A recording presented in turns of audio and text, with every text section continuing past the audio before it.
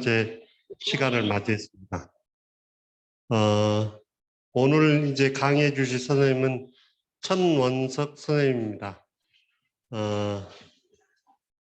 그래서 멀리 안산에서 여기까지 오셨습니다. 박수로 맞이해 주십시오. 네.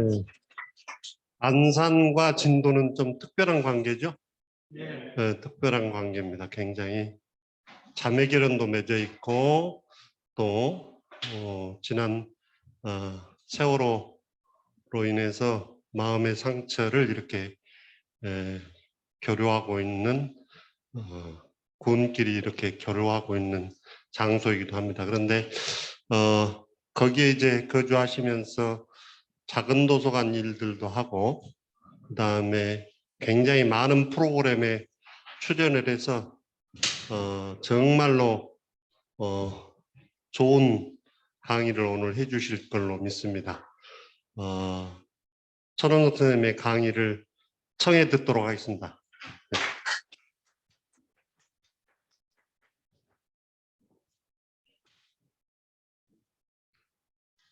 네, 반갑습니다.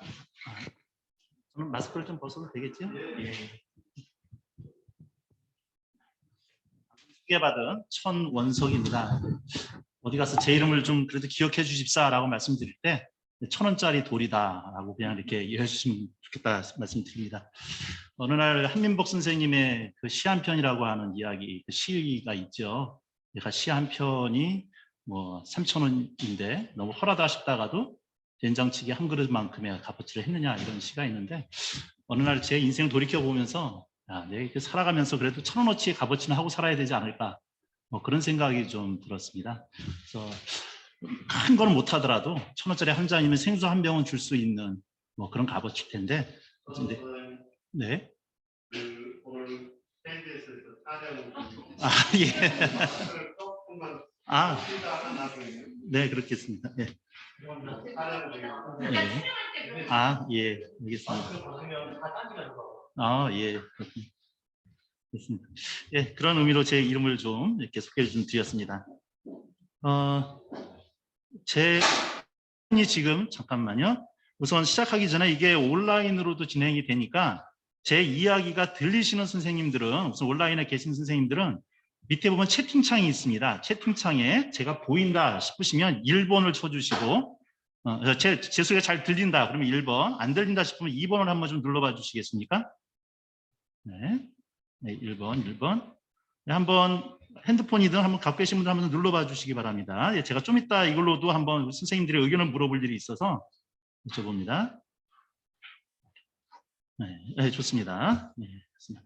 자, 지금 그리고 제 화면, 지금 화면 공유를 했는데 화면 공유가 잘 보이시나요? 예, 잘 보이신다 싶으면 1번. 예, 제 얼굴을 보이는 게 안 보이는 게 당연하지 않을까요? 지금 화면 공유를 했기 때문에 저 PPT 화면을 보일 텐데 네, PPT 화면을 잘 보이시면 될 것 같습니다. 제 얼굴을 보시려면 그 오른쪽 위에 보면 단추가 있습니다. 보기라고 하는 그 단추를 보면 그 발표자 보기라고 나옵니다. 그 발표자 보기를 누르면 제 얼굴이 위에 조그맣게 보일 거고 전체 화면이 다 보이실 겁니다. 예, 그러면 다 보이시는 걸로 알고 진행을 좀 하도록 하겠습니다. 예, 우리 선생님들 뭐 많은 강의를 들으셨을 텐데 그 명강사가 되는 조건이 3가지가 있습니다. 혹시 뭔지 아시나요? 선생님들이 우리 강의를 들으셨을 때, 야, 저 사람 진짜 강의 잘해. 딱 했을 때 드는 조건. 네, 정확하십니다. 진짜 정해진 시간보다 무조건 빨리 끝내라. 네, 그럼 명강사의 조건이죠. 2번째 조건이 있으면 절대 질문하지 마라. 수강생들한테. 절대 질문하는 강사 진짜 안 좋아합니다. 그리고 만약에 질문을 했다. 질문은 0.5초 내로 자기가 답을 해줘라. 그래서 수강생들이 절대 부담 갖지 않도록 해주는 게 명강사의 조건인데 예, 제가 빨리 끝내는 것만큼은 제가 정확하게 할 수가 있습니다. 예, 그리고 이게 현장에 있다 보면 현장에 있어서의 에너지가 소통이 돼요. 수강생들하고. 근데 이제 작년에 갑자기 코로나라는 사태가 오면서 이게 이런 현장이 아니라 비대면으로 진행이 되죠. 진행이 되다 보니까 어떤 문제가 생기냐면 이 역동성을 참 느끼기가 힘들어집니다. 그래서 온라인에 계신 분들이 하고 이제 그 피드백이 잘 안 되다 보니까 이 강사 입장에서 참 힘들어질 때가 있고 들으신 분 입장에서도 때로는 답답함을 느끼실 때가 있습니다. 그래서 들으시는 분들은 밑에 채팅창에 혹시 진행하시다가 궁금하신 거 있으시면 이렇게 의견을 주시면 감사하겠고요. 제가 이 앞에 어떻게 진행이 되나 지금 여기 톡에 보면 발표자 비디오가 꺼져 있어서 제 얼굴이 안 보인다고 되어 있는데 화면은 보이나 발표자 쪽은 안 보입니다 라고 되어 있습니다. 다시 말씀드리지만 제 얼굴을 보실 수 있으려면 오른쪽 위편에 보기라는 조그만 단추가 있습니다. 그 단추에 누르시고 거기에 발표자 얼굴 보기가 한번 나오실 겁니다. 네, 그렇게 해주시고 우리 조영실 선생님이 손을 드셨는데 질문이신가요? 예, 질문이 있으면 톡에다가 한번 넣어주시면 제가 보면서 진행을 좀 하도록 하겠습니다. 네, 그다음에 제가 앞에 우리 혹시 어떤 분위기인지 알고 싶어가지고 앞에 강의했던 내용을 잠깐 들어와서 봤더니 이제 여기 온라인으로 드시는 선생님들이 음소거를 안 하신 상태에서 계속 소리를 내시니까 이쪽 마이크를 통해서 계속 나오더라고요. 그래서 강의하시는 분과 온라인 들으시는 분의 소리가 합쳐가지고 좀 혼란스러운 분위기가 있었습니다.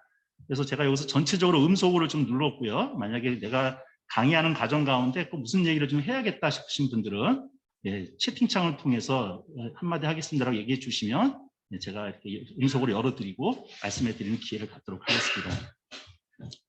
저는 소개받은 대로 안산에서 왔습니다.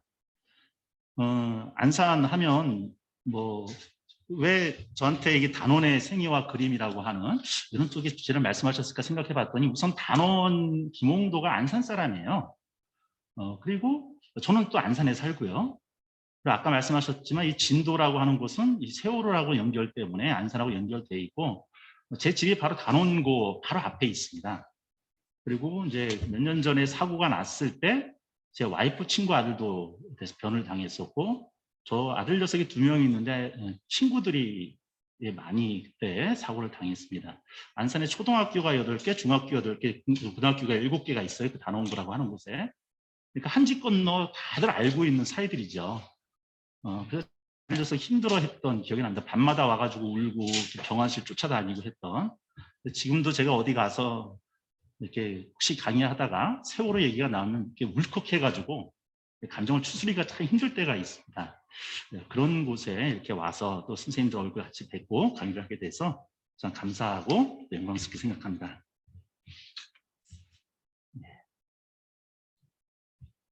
자, 혹시 이 그림 TV 프로그램입니다. 혹시 무슨 프로그램인지 아시나요? 네, 비긴 어게인이라고 하는 젊으신 분들은 잘 아실 텐데 우리나라의 음악가들이 길거리에 가서 이제 노래를 부르는 겁니다. 근데 그 길거리가 어디냐면 외국의 길거리죠. 이걸 버스킹이라고 그럽니다.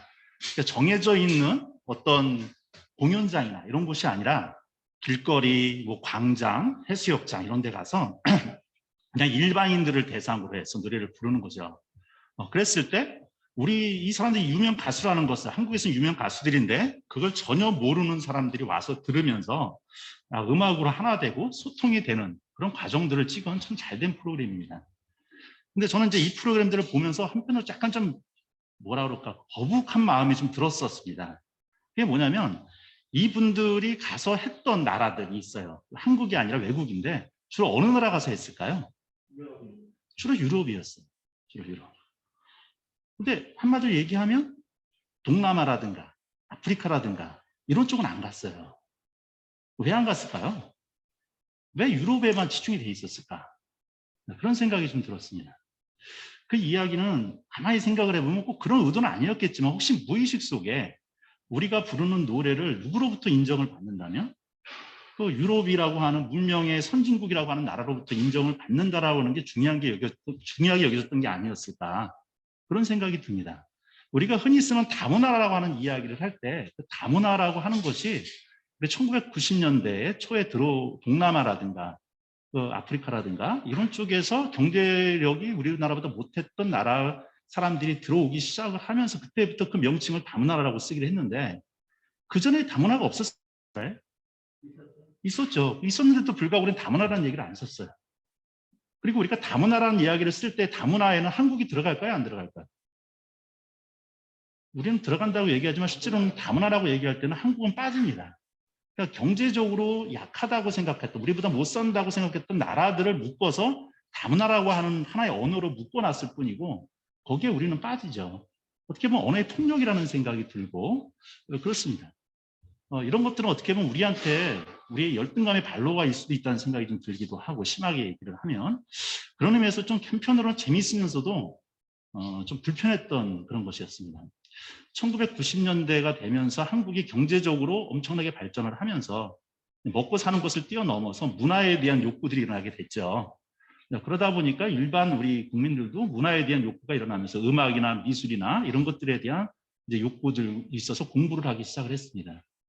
그런데 가만히 생각을 해보면 우리가 학교에서 배우는 미술이라든가 음악이라든가 주로 어느 쪽에 치중이 돼 있을까요? 주로 서양 쪽에 치중이 돼 있어요. 우리가 까라바조, 뭐 후기 인상파의 고흐도 알고, 뭐 야스파도 알고, 피카소도 알고, 지금 서울에서 피카소 전시회가 열리고 있는데 막 사람들이 줄을 서가지고 들어가지는 못하고 있어요. 근데 그 정도의 열정들, 곰브리치의 서양 미술사를 돌려가면서 읽고 공부를 하는 모임들은 있는데 반면에 우리나라의 음악, 우리나라의 예술에 대한 관심은 어느 정도일까라는 생각을 해보게 됩니다.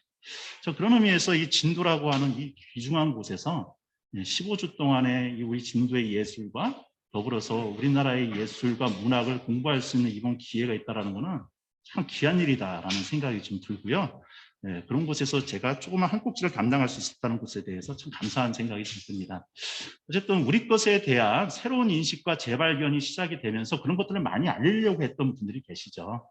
대표적으로 유홍준 선생이라든가 이제 요번에 이렇게 프로그램에 보니까 이제 한국의 미 특강이라고 했던 오주석 선생의 뭐 그런 책들이 좀 있던데 오주석 선생 같은 경우가 한국의 미술, 한국의 예술, 건축 등에 대해서 많이 알리고 그래서 우리로 하여금 새롭게 우리 것을 알게끔 만드는데 일조를 하셨던 분들입니다.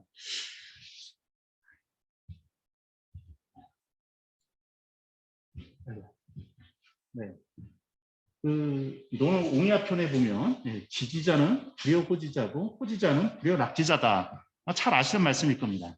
어떤 것을 아는 사람은 그것을 좋아하는 사람에 미치지 못하고 그것을 좋아하는 사람은 그것을 즐기는 사람에 미치지 못한다.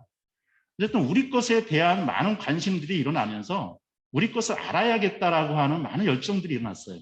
그래서 실제로 이런 강의들과 많은 사람들이 공부를 하게 됐는데 아직까지 그것을 공부하는 차원에서 머물고 있지 그것을 좋아하는 단계까지 넘어갔는가 그리고 그것을 우리가 즐기고 있는 단계까지 넘어가고 있는가 라고 하는 걸 생각해 보면 아직도 좀 갈 길이 멀다라는 생각이 좀 듭니다. 제가 하는데 제대로 잘 안 됐네요. 우리 것을 아는 상태에서 넘어가서 좋아하고 즐기기 위해서는 어쨌든 그것을 즐기는 방식을 좀 알아야 될 텐데 그 즐기는 방식에 대해서 우리가 그 소개됐던 책에 보면 한국의 미 특강이라고 하는 오주석 선생이 쳤던 거에 보면 한 가지 원칙을 이야기를 해주세요.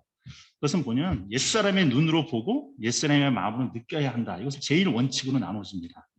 그러니까 우리가 어떤 문학을 볼 때도 지금의 시각과 지금의 규칙과 지금의 어떤 문화의 시각으로 옛 것을 고전을 바라본다면 당연히 걸리게 되고 이렇게 안 맞는 것들이 많겠죠. 그러니까 제일 원칙은 우리가 가지고 있는 선입관들을 배제하고 그 시대, 그 상황에 살았던 사람의 입장에 대해서 그 사람의 시각으로 바라보는 게 먼저다라고 하는 것을 제일 원칙으로 이야기를 해주고 계십니다. 자, 그러면서 옛 그림을 즐기는 방식을 우리는 감상한다라고 얘기를 할 때 감상한다는 단어가 세 가지가 보통 있어요. 예술품을 감상한다라고 할 때 쓰는 단어가 거울감자의 상줄상입니다. 반면에 독서감상문이다라고 할 때는 느낄감자의 생각할 상자죠. 그리고 아니면은 우리가 어떤 낙엽을 보면서 감상에 젖었다라고 얘기할 때는 느낄감자의 이제 상할 상자를 써줍니다. 같은 감상이지만 약간씩 포인트가 틀린 것 같아요. 그러니까 미술품을 뭐 제가 한문은 잘 모르지만 왜 거울감자의 상줄까라는 생각을 해보면 아마 그 거울에 비춰보면서 그다음에 이 작품이 상줄만한 거 아닌가 이렇게 아주 면밀하게 검토하면서 이렇게 예술 작품을 봐야 되는 게 아닐까 그런 의미에서 그런 한문을 쓴 게 아닐까 그런 생각이 좀 들고요. 그렇게 그 작품을 알아가다 보면 이제 내 느낌과 내 생각이 올라오겠죠. 그게 즐기는 단계가 아닐까 싶습니다. 좋아하는 단계. 그리고 나서 그 작품에 대해서 내가 상처받기도 하고 위로받기도 하고 이런 내가 감상에 적게 되는 과정. 이것이 우리가 알고 좋아하고 즐기는 과정으로 이런 감상의 단어가 한결로 연결되는 게 아닐까 그런 생각이 듭니다. 오주석 선생이 이야기한 우리 문화를 즐기는, 특히 우리 미술을 즐기는 원칙을 크게 세 가지로 그 책에서는 얘기를 하고 있었는데 한번 가지고 와봤습니다. 첫 번째로는 감사합니다. 첫 번째로는 그림을 볼 때는 그림의 크기가 있습니다. 그 그림의 크기의 대각선의 길이만큼 떨어져서 아니면 대각선의 1.5배만큼 떨어져서 그 그림을 봐야 된다. 이야기를 해주고 있죠. 그러니까 그림을 크게 그렸다면 화가도 이 그림을 보는 사람들이 어떤 위치에서 볼 거라고 생각을 하는 거죠. 그게 그만큼 거리가 떨어져서 감상을 하게끔 구도를 잡고 그림을 그렸을 거라는 거죠. 자, 그리고 작게 그리는 것은 가까이 다가가가지고 그림을 볼 수 있도록 아마 그렸을 것이다. 근데 우리가 전시회에 가면 주로 어떻게 되어 있습니까? 거리로부터 일정 거리, 한 1m에서 1.5m 정도의 선을 치고서 그 거리에서 보게끔 하게 돼 있어요. 그랬을 때 아주 조그마한 그림은 제대로 세밀하게 보이지 못하게 되고 아주 큰 그림은 멀리 떨어져서 봐야 되는데 전시회가 전시 공간이 가지고 있는 그 공간에서 그렇게 멀리 떨어져서 자유롭게 볼 수 있는 그런 것들이 여건이 잘 안 되죠. 그러므로 말미암아 좀 그림의 감상에 있어서 한계가 온다. 어쨌든 제1 원칙은 그림의 크기가 있다면 그림의 대각선의 길이의 1배에서 1.5배 정도 떨어져서 봐라라고 이렇게 이야기를 좀 하고 있고요. 두 번째로는 특히 동양화는 어떻게 어느 방향에서요? 오른쪽에서 왼쪽으로 봐라라고 얘기를 하고 있습니다. 근데 우리가 지금 가지고 있는 책들은 전부 다 왼쪽으로 편철되어 있죠. 그래서 이렇게 왼쪽에서 오른쪽으로 보는 게 우리한테 익숙해져 있습니다. 근데 예전에 우리가 신문 같은 거 보더라도 위에서 아래로 읽었고 그다음에 오른쪽에서 왼쪽으로 봤는데 계속해서 우리가 책을 왼쪽에서 오른쪽으로 보다 보니까 이 그림도 왼쪽에서 오른쪽으로 보는 버릇이 생겼죠. 근데 하지만 우리나라 그림들은 오른쪽에서 왼쪽으로 봐야 되는데 특히 오른쪽 상에서 아래쪽 좌측 하단으로 대각선 방향으로 스타트도 감상을 해야 된다라고 하는 것을 두 번째 원칙으로 말씀을 하고 계십니다. 근데 대부분의 미술관에 가보면 처음에 딱 들어가서 전시 동선이 어떻게 되냐면 주로 왼쪽으로부터 시작을 하게끔 돼 있어요. 그러니까 자연스럽게 우리가 읽던 방향으로 왼쪽에서부터 읽어나가게끔 돼 있기 때문에 서양 그림은 뭐 그냥 거기에 맞게 되지만 동양 그림은 안 맞을 때가 많다라는 이야기를 하시고 계시죠. 네, 세 번째는 그림 앞에서 뭐 얘기하지 말고 마음의 여유를 가지고 세부를 천천히 뜯어봐라. 뭐 당연한 이야기일 것 같습니다. 아는 만큼 보일 수 있고 그걸 즐기기 위한 우리의 마음을 이야기하는 것 같습니다. 네. 제 얼굴이 안 보인다고 계속 그러시는데요. 검스바라 그러면은 예, 제가 무슨 말씀인지 알았습니다. 네, 죄송합니다. 잠깐만. 저 화면 부분을 좀 끄고, 여기 비디오 시작을. 네, 이제 제 얼굴 보이시죠? 네. 이게 제 잘생긴 얼굴이 아니라서 이게 보여드리고 싶지 않았더니, 이렇게 보시려고 하십니다. 네, 죄송합니다. 네. 아마 제 이름하고 얼굴, 이름은 좀 들어보신 분들 계실지 모르겠어요. 서울에 있을 때, 어쨌든 이렇게 뵙게 돼서 반갑습니다. 선생님들. 자. 네, 이 그림은 우리 김홍도 선생이 단원이 그렸던 송화취생도라고 하는 그림입니다. 송화취생도인데, 자 이렇게 소나무 아래에서 생황을 부는 그림이다라고 하는 그림입니다. 자, 우리가 일반적인 그림이라면 여기서 이렇게 좌측에서 우측으로 보게 됩니다. 자, 그러면 이게 소나무에 걸리게 되죠. 자, 그런데 실제로 그림을 볼 땐 우측에서부터 그래서 이렇게 내려서 봐야겠죠. 그럼 소나무 줄기도 그에 따라서 오게 돼 있습니다. 그리고 그 밑에 이렇게 뒤에다가는 호리병에 술병을 메고 그 생황을 불고 있는 그 사람의 모습이 보이고 있죠. 자, 여기에 이제 글이 하나 써져 있는데 그 글에 뭐라고 써져 있냐면 이렇게 써져 있습니다. 균관 3차 배봉시 월당 처절 승령음이라. 그래서 당나라 나업의 생황시를 가져다가 나오고 있습니다. 봉에 날개같이 들쭉 대나무가 용의 울음보다 처절하게 월당을 울리네라고 얘기를 하고 있습니다. 자, 여기서 이 사람이 불고 있는 생황의 울음이 용의 울음보다 처절하다라고 이야기를 하면서 동양화에 있어서는 꽉 채우지 않고 여백을 두고 있는데 이 소나무의 양쪽에 보이는 여백을 통해서 마치 울림통 마냥 이 생황의 소리가 퍼져가고 있는 듯한 느낌을 줍니다. 한번 여기 가만히 보시면요. 여기 어떻게 보이시나요? 이쪽에가? 소나무 가지가 마치 용의 머리 같지 않으신가요? 네, 용의 머리 같이 보이죠? 그림에 시와를 그대로 담아가지고 그리고 있죠. 그래서 오른쪽 상에서 밑으로 하하 쪽으로 볼 수 있는 그림으로 이렇게 그림을 봐야 된다라고 이야기를 좀 드릴 수가 있을 것 같습니다. 두 번째 그림을 볼까요? 이게 생황입니다. 원래 이 생황은 이제 중국에서 넘어온 건데 삼국시대 때 넘어왔는데 지금 우리나라 전통 음악이 건이 됐죠. 지금 원래 대나무 호박통으로 만들고 하다가 지금은 나무통으로 만들었고 지금 연주자들은 이거를 대부분 저걸로 만드시더라고요. 이제 금속으로 만들어가지고 연주를 지금 하고 있습니다. 이 생황이라고 하는 게 우리나라 관악기인데 17개의 통이 박혀져 있고 그중에 16개로 소리가 납니다. 그래서 옥타브가 아주 자유롭게 변환이 되고 그다음에 우리나라 관악기 중에 유일하게 화음을 낼 수 있는 관악기입니다. 나중에 한번 이거 생황 음악 소리 한번 들어보시면 정말 아름답습니다. 좀 꼭 들어보시기 바랍니다. 예, 이것은 능호관 이인상 선생의 장백산도라고 하는 그림인데 크기가 26cm에 이제 1m 넘습니다. 우리가 보통 그림을 볼 때는 이쪽 왼쪽에서부터 오른쪽으로 보려고 하는 습관이 있어요. 그런데 실제로 그림을 볼 때는 어디서부터 봐야 된다, 그죠? 여기 장백산도라고 써져 있는 이쪽에서부터 시작해서 이렇게 보게끔 돼 있습니다. 이렇게 천천히 보다 보면 장백산, 지금 백두산이죠. 백두산의 그 모습을 보게 되고 그러면서 모든 공간이 다 비어 있는데 이 비어 있는 공간을 우리는 비어 있다라고 생각하지 않고 무엇으로 여기게 될까요? 이게 천지의 그림으로 인식이 되는 거죠. 옆에 보면 글이 써져 있는데 그 글 내용이 밑에 되어 있습니다. 가을비 내리는 날 김상국을 찾아갔더니 그는 종이를 내놓으며 그림을 그려달라고 하였다. 이는 나로 하여금 곽충서의 종이연 이야기를 떠올리게 했다. 개운이 내가 너무 나태하다고 말한다. 장백산을 그리고 붓을 놓은 뒤 함께 웃었다라고 얘기하고 있습니다. 이 곽충서의 종이연이라고 하는 것은 곽충서는 이제 북송시대 학자입니다. 북송시대 학자인데 어느 날 이 그림을 되게 잘 그렸다 그래요. 그래서 어떤 사람이 곽충서 선생을 모시고서 아주 대접을 한 다음에 대접을 하고 나서 이제 비단을 한 폭을 내세웁니다. 내주면서 그래서 그림을 그려달라고 부탁을 하죠. 그러니까 곽충서 선생이 가만히 보고 있다가 어떻게 그림을 그렸냐면 이 정도 아주 긴 비단을 펼쳐놓고 한쪽 끝에다가 사람이 연을 날리고 있는 그림을 그립니다. 한 사람이 연줄을 잡고 있는 그림을 그리고 저 끝에까지 연줄을 한 줄로만 싹 거요. 그리고 저쪽 끝에다가 연을 조그맣게 그립니다. 그러니까 이쪽에 사람 한 명, 저쪽에 연 하나, 그 사람 줄 하나로 엮어놓은 거죠.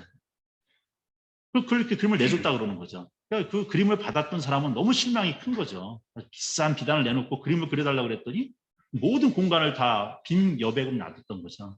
그래서 이제 여기서 곽충서의 종이연 이야기를 떠올리게 했다라는 이야기가 그 얘기인데 마치 이렇게 장백산을 그려놓고 대부분을 뭐로 처리를 한 거죠? 빈 여백으로 처리했던 것이 마치 그때 이야기를 떠올리게 한다라고 해서 장백산이 백두산도 얘기하지만 빈 곳이 너무 많다. 장이 길장자에 여백백자로 써가지고 그런 의미를 담아서 이중의 의미를 담았다 하면서 서로 웃었다라고 합니다.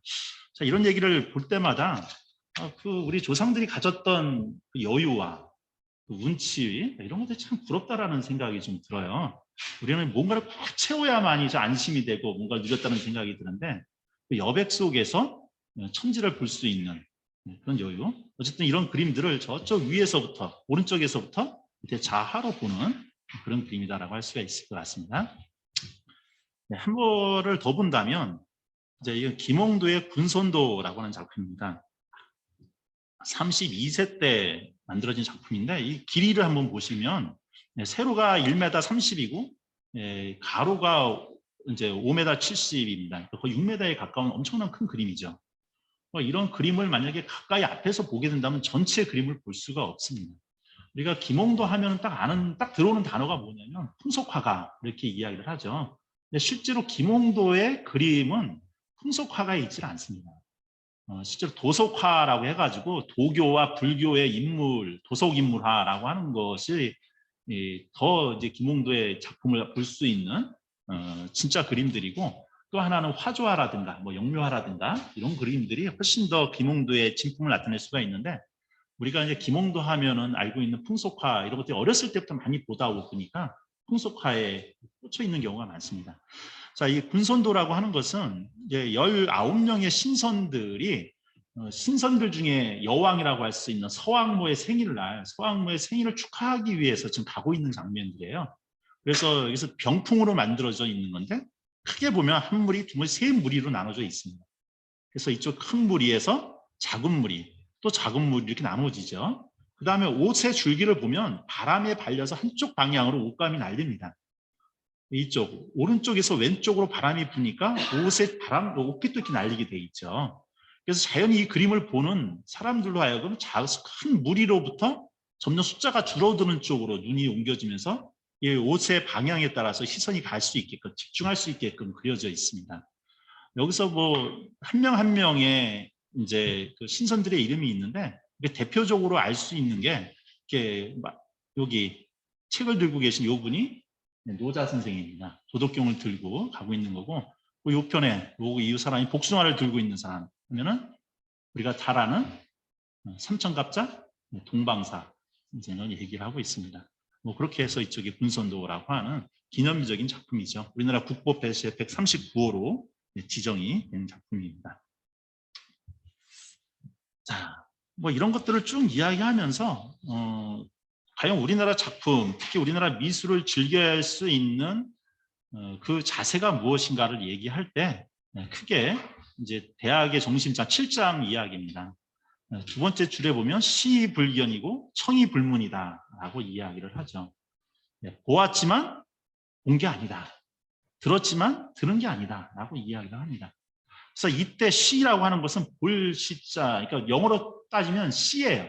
S. 나는 하늘을 봤다. 그냥 내가 의도하지 않게 내 눈으로 들어온 겁니다. 근데 옆에 견자는 내가 의도적으로 보는 거죠. 영어의 look이라고 할 수가 있습니다. 관찰하고. 우리 선생님들 이 시간 여기까지 오시면서 뭘 보시고 오셨을까요? 많은 것들을 보셨지만 머릿속에 남는 게 없을 거예요. 근데 내가 주의 깊게 딱 보았을 때 그것은 머릿속에 남는 거죠. 그래서 그리고 청도 들을 청이 있고 이제 들을 문이 있는데, 역시 청자는 그냥 히어입니다. 근데 뒤에 문자는 listen이라고 하는 뜻으로 들릴 수가 있겠죠. 그래서 우리는 TV를 뭐 한다고 그럽니까? TV를 시청한다고 이야기를 하죠. 근데 우리가 여행을 가서 뭐라고 그래요? 견문을 넓힌다라고 이야기를 합니다. 그래서 우리가 작품을 볼 때는 시청하는 게 아니라 견문을 해야 된다. 근데 우리의 문화가 되게 어떻게 해외에 나가가지고 주로 어떻게 할까요? 프랑스, 유럽을 갔다. 루브르 박물관을 갔다. 그러면 딱 시간 주죠. 뭐 2시간 후에 만납시다. 그럼 한국 사람들 딱 들어가서 또 뭐 하는 거예요? 루브르 박물관을 달리기 시작을 하죠. 100m 달리기 시작으로. 달려가면서 유명한 장소라고 하는 곳에 모나리자 한번 보고, 어디 가서 뭐 하나 보고. 막상 우리가 보는 모나리자 한번 가면은 제대로 볼 수 있을까요? 수많은 사람들이 몰려가지고 앞에서 사진 찍기도 힘들어요. 차라리 그렇게 보는 것보다 한 장면을 한 개의 그림이라도 뚫어져서 보게 견문을 하고 오는 게 실제로 우리한테 유익할 수 있지 않을까 싶습니다. 그래서 우리의 그림은 이런 식으로 시청하지 않고 견문을 해야 된다.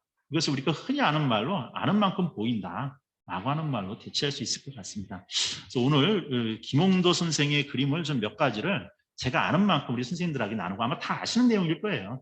한번 같이 확인해 가면서 같이 이야기했으면 좋겠습니다.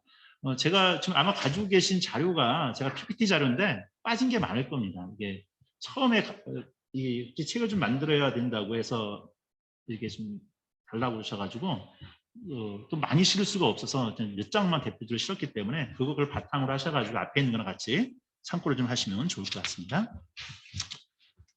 김홍도 하면 떠오르는 단어들을 한번 좀 말씀해 주시는데요. 자, 우리 줌으로 하고 계신 우리 선생님들 채팅창에다가 우리 선생님들 알고 있는 김홍도에 대한 단어들을 한번 적어봐 주시겠어요? 아시는 대로 한번 쭉 한번 적어서 한번 올려주시기 바랍니다. 제가 우리 대학생들한테 강의를 하다가 엊그제 대학생들 이제 수업 시간에 강의하다가 이걸 물어봤어요. 학생들 김홍도에 대해서 알고 있는 단어를 한번 얘기를 해봐라. 몇 개까지 알고 있는지 번호를 매겨서 해봐라 그랬더니 몇 개나 알고 있었을까요? 학생들이. 네, 5개를 안 넘어갑니다. 5개를. 주로 뭐가 나왔을까요? 첫 번째가 나온 게 화가다. 그다음에 뭐 조선시대다. 그 다음에 뭐 신윤복이다. 풍속화다.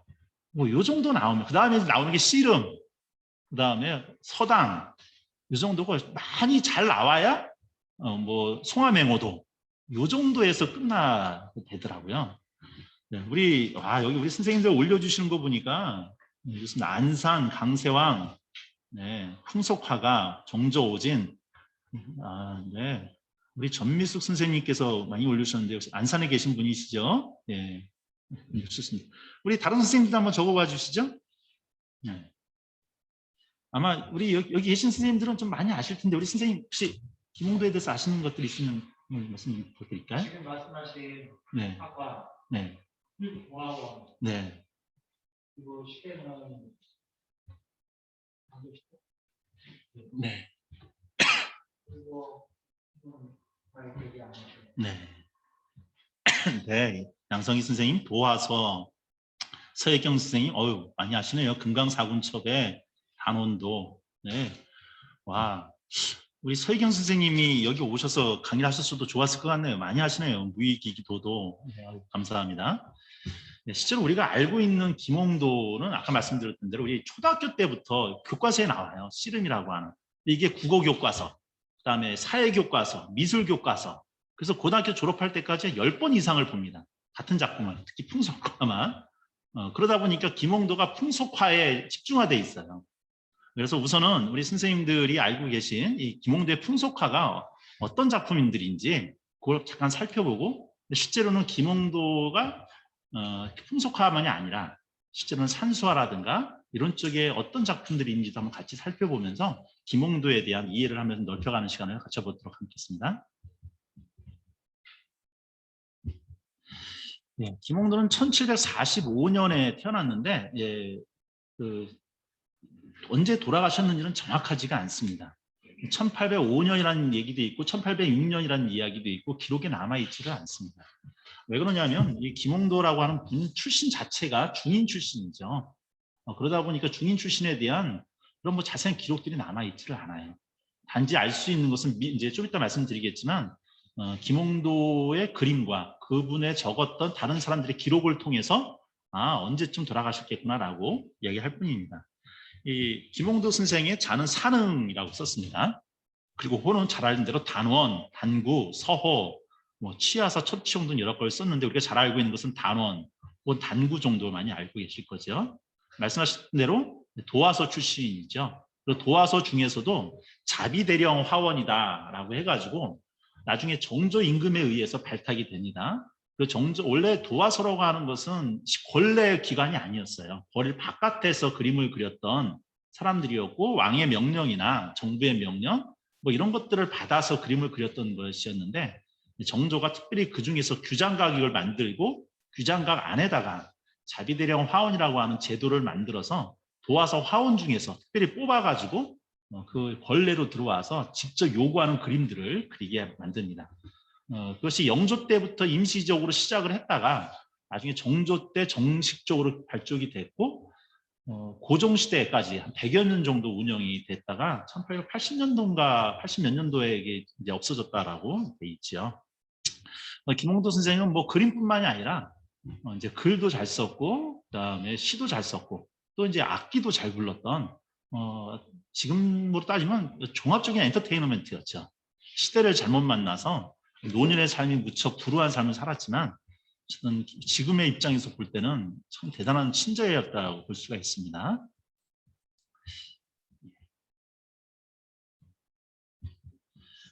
다만 출생은 1745년에 이제 출생을 하셨는데 집안 전체가 무관 집안이었다고 해요. 그리고 그 고조 때만 해도 당상관 정도에 올라갈 정도로 종삼품 정도의 빚으로 올라갈 정도로 아주 세력이 있는 집안이었는데 할아버지 때부터 갑자기 족보에서 사라집니다.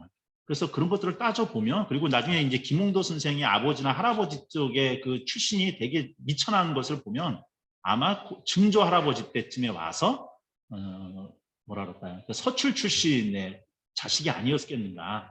그러니까 이제 본 부인이 아니고 그러니까 서출 출신들이라다 보면 아무래도 이제 신분이 낮아지니까 그때부터 이제 그 사라지고 무관 집안에서 태어났고 아마 안산에서 태어났을 것이다라고 이야기를 좀 합니다.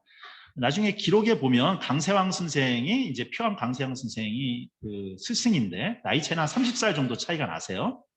이분의 기록에 보면 전이가 빠질 때부터 막 빠졌을 때부터 나한테 와서 그림을 배우기 시작했다라고 하는 그림 얘기가 나옵니다. 이때가 이제 강세왕 선생이 안산에 계실 때였는데 안산은 강세왕 선생이 처가댁이 있는 곳이에요. 그때부터 와가지고 그림을 그렸고 19살 정도쯤에 도와서 화원이 되었다라고 하는 것을 추측이 됩니다. 근데 이때 김홍도 선생은 어쨌든 집안 자체가 그림을 그리는 집안도 아니었고 단지 외가 쪽에서 그림을 그리는 사람들이 좀 있어서 그 재능을 받고 태어나지 않았을까 싶지만 강세왕 선생의 추천에 의해서 도화서에 들어가지 않았을까. 근데 추천했다고 무작정 들어가는 게 아니라 들어가서 실력을 발휘를 했겠죠. 강세왕 선생은 나중에 다시 한번 설명할 기회가 있겠지만 3절이라고 하는 우리가 시서화에 대해서 이렇게 뛰어난 입적을 어떤 경지에 오르게 되는 절이라고 하는 표현을 쓰죠. 시서화의 3절로서 표상을 받았던 분이고 특별히 이분은 이제 그림에다가 이렇게 표문 같은 걸 많이 써주셨어요. 그래서 강세왕 선생이 그림에 대한 평가를 했던 걸들이 많이 남아 있는데 본적 한 명의 아주 훌륭한 화가였기도 하고요. 나중에 보면은 이제 송화맹호도 같은 경우는 강세왕 선생하고 그림을 같이 그렸죠. 소나무는 강세왕 선생이 그리고 그다음에 호랑이는 이제 김홍도 선생이 그리고 강세왕 선생은 호가 자가 광지라고 그랬습니다.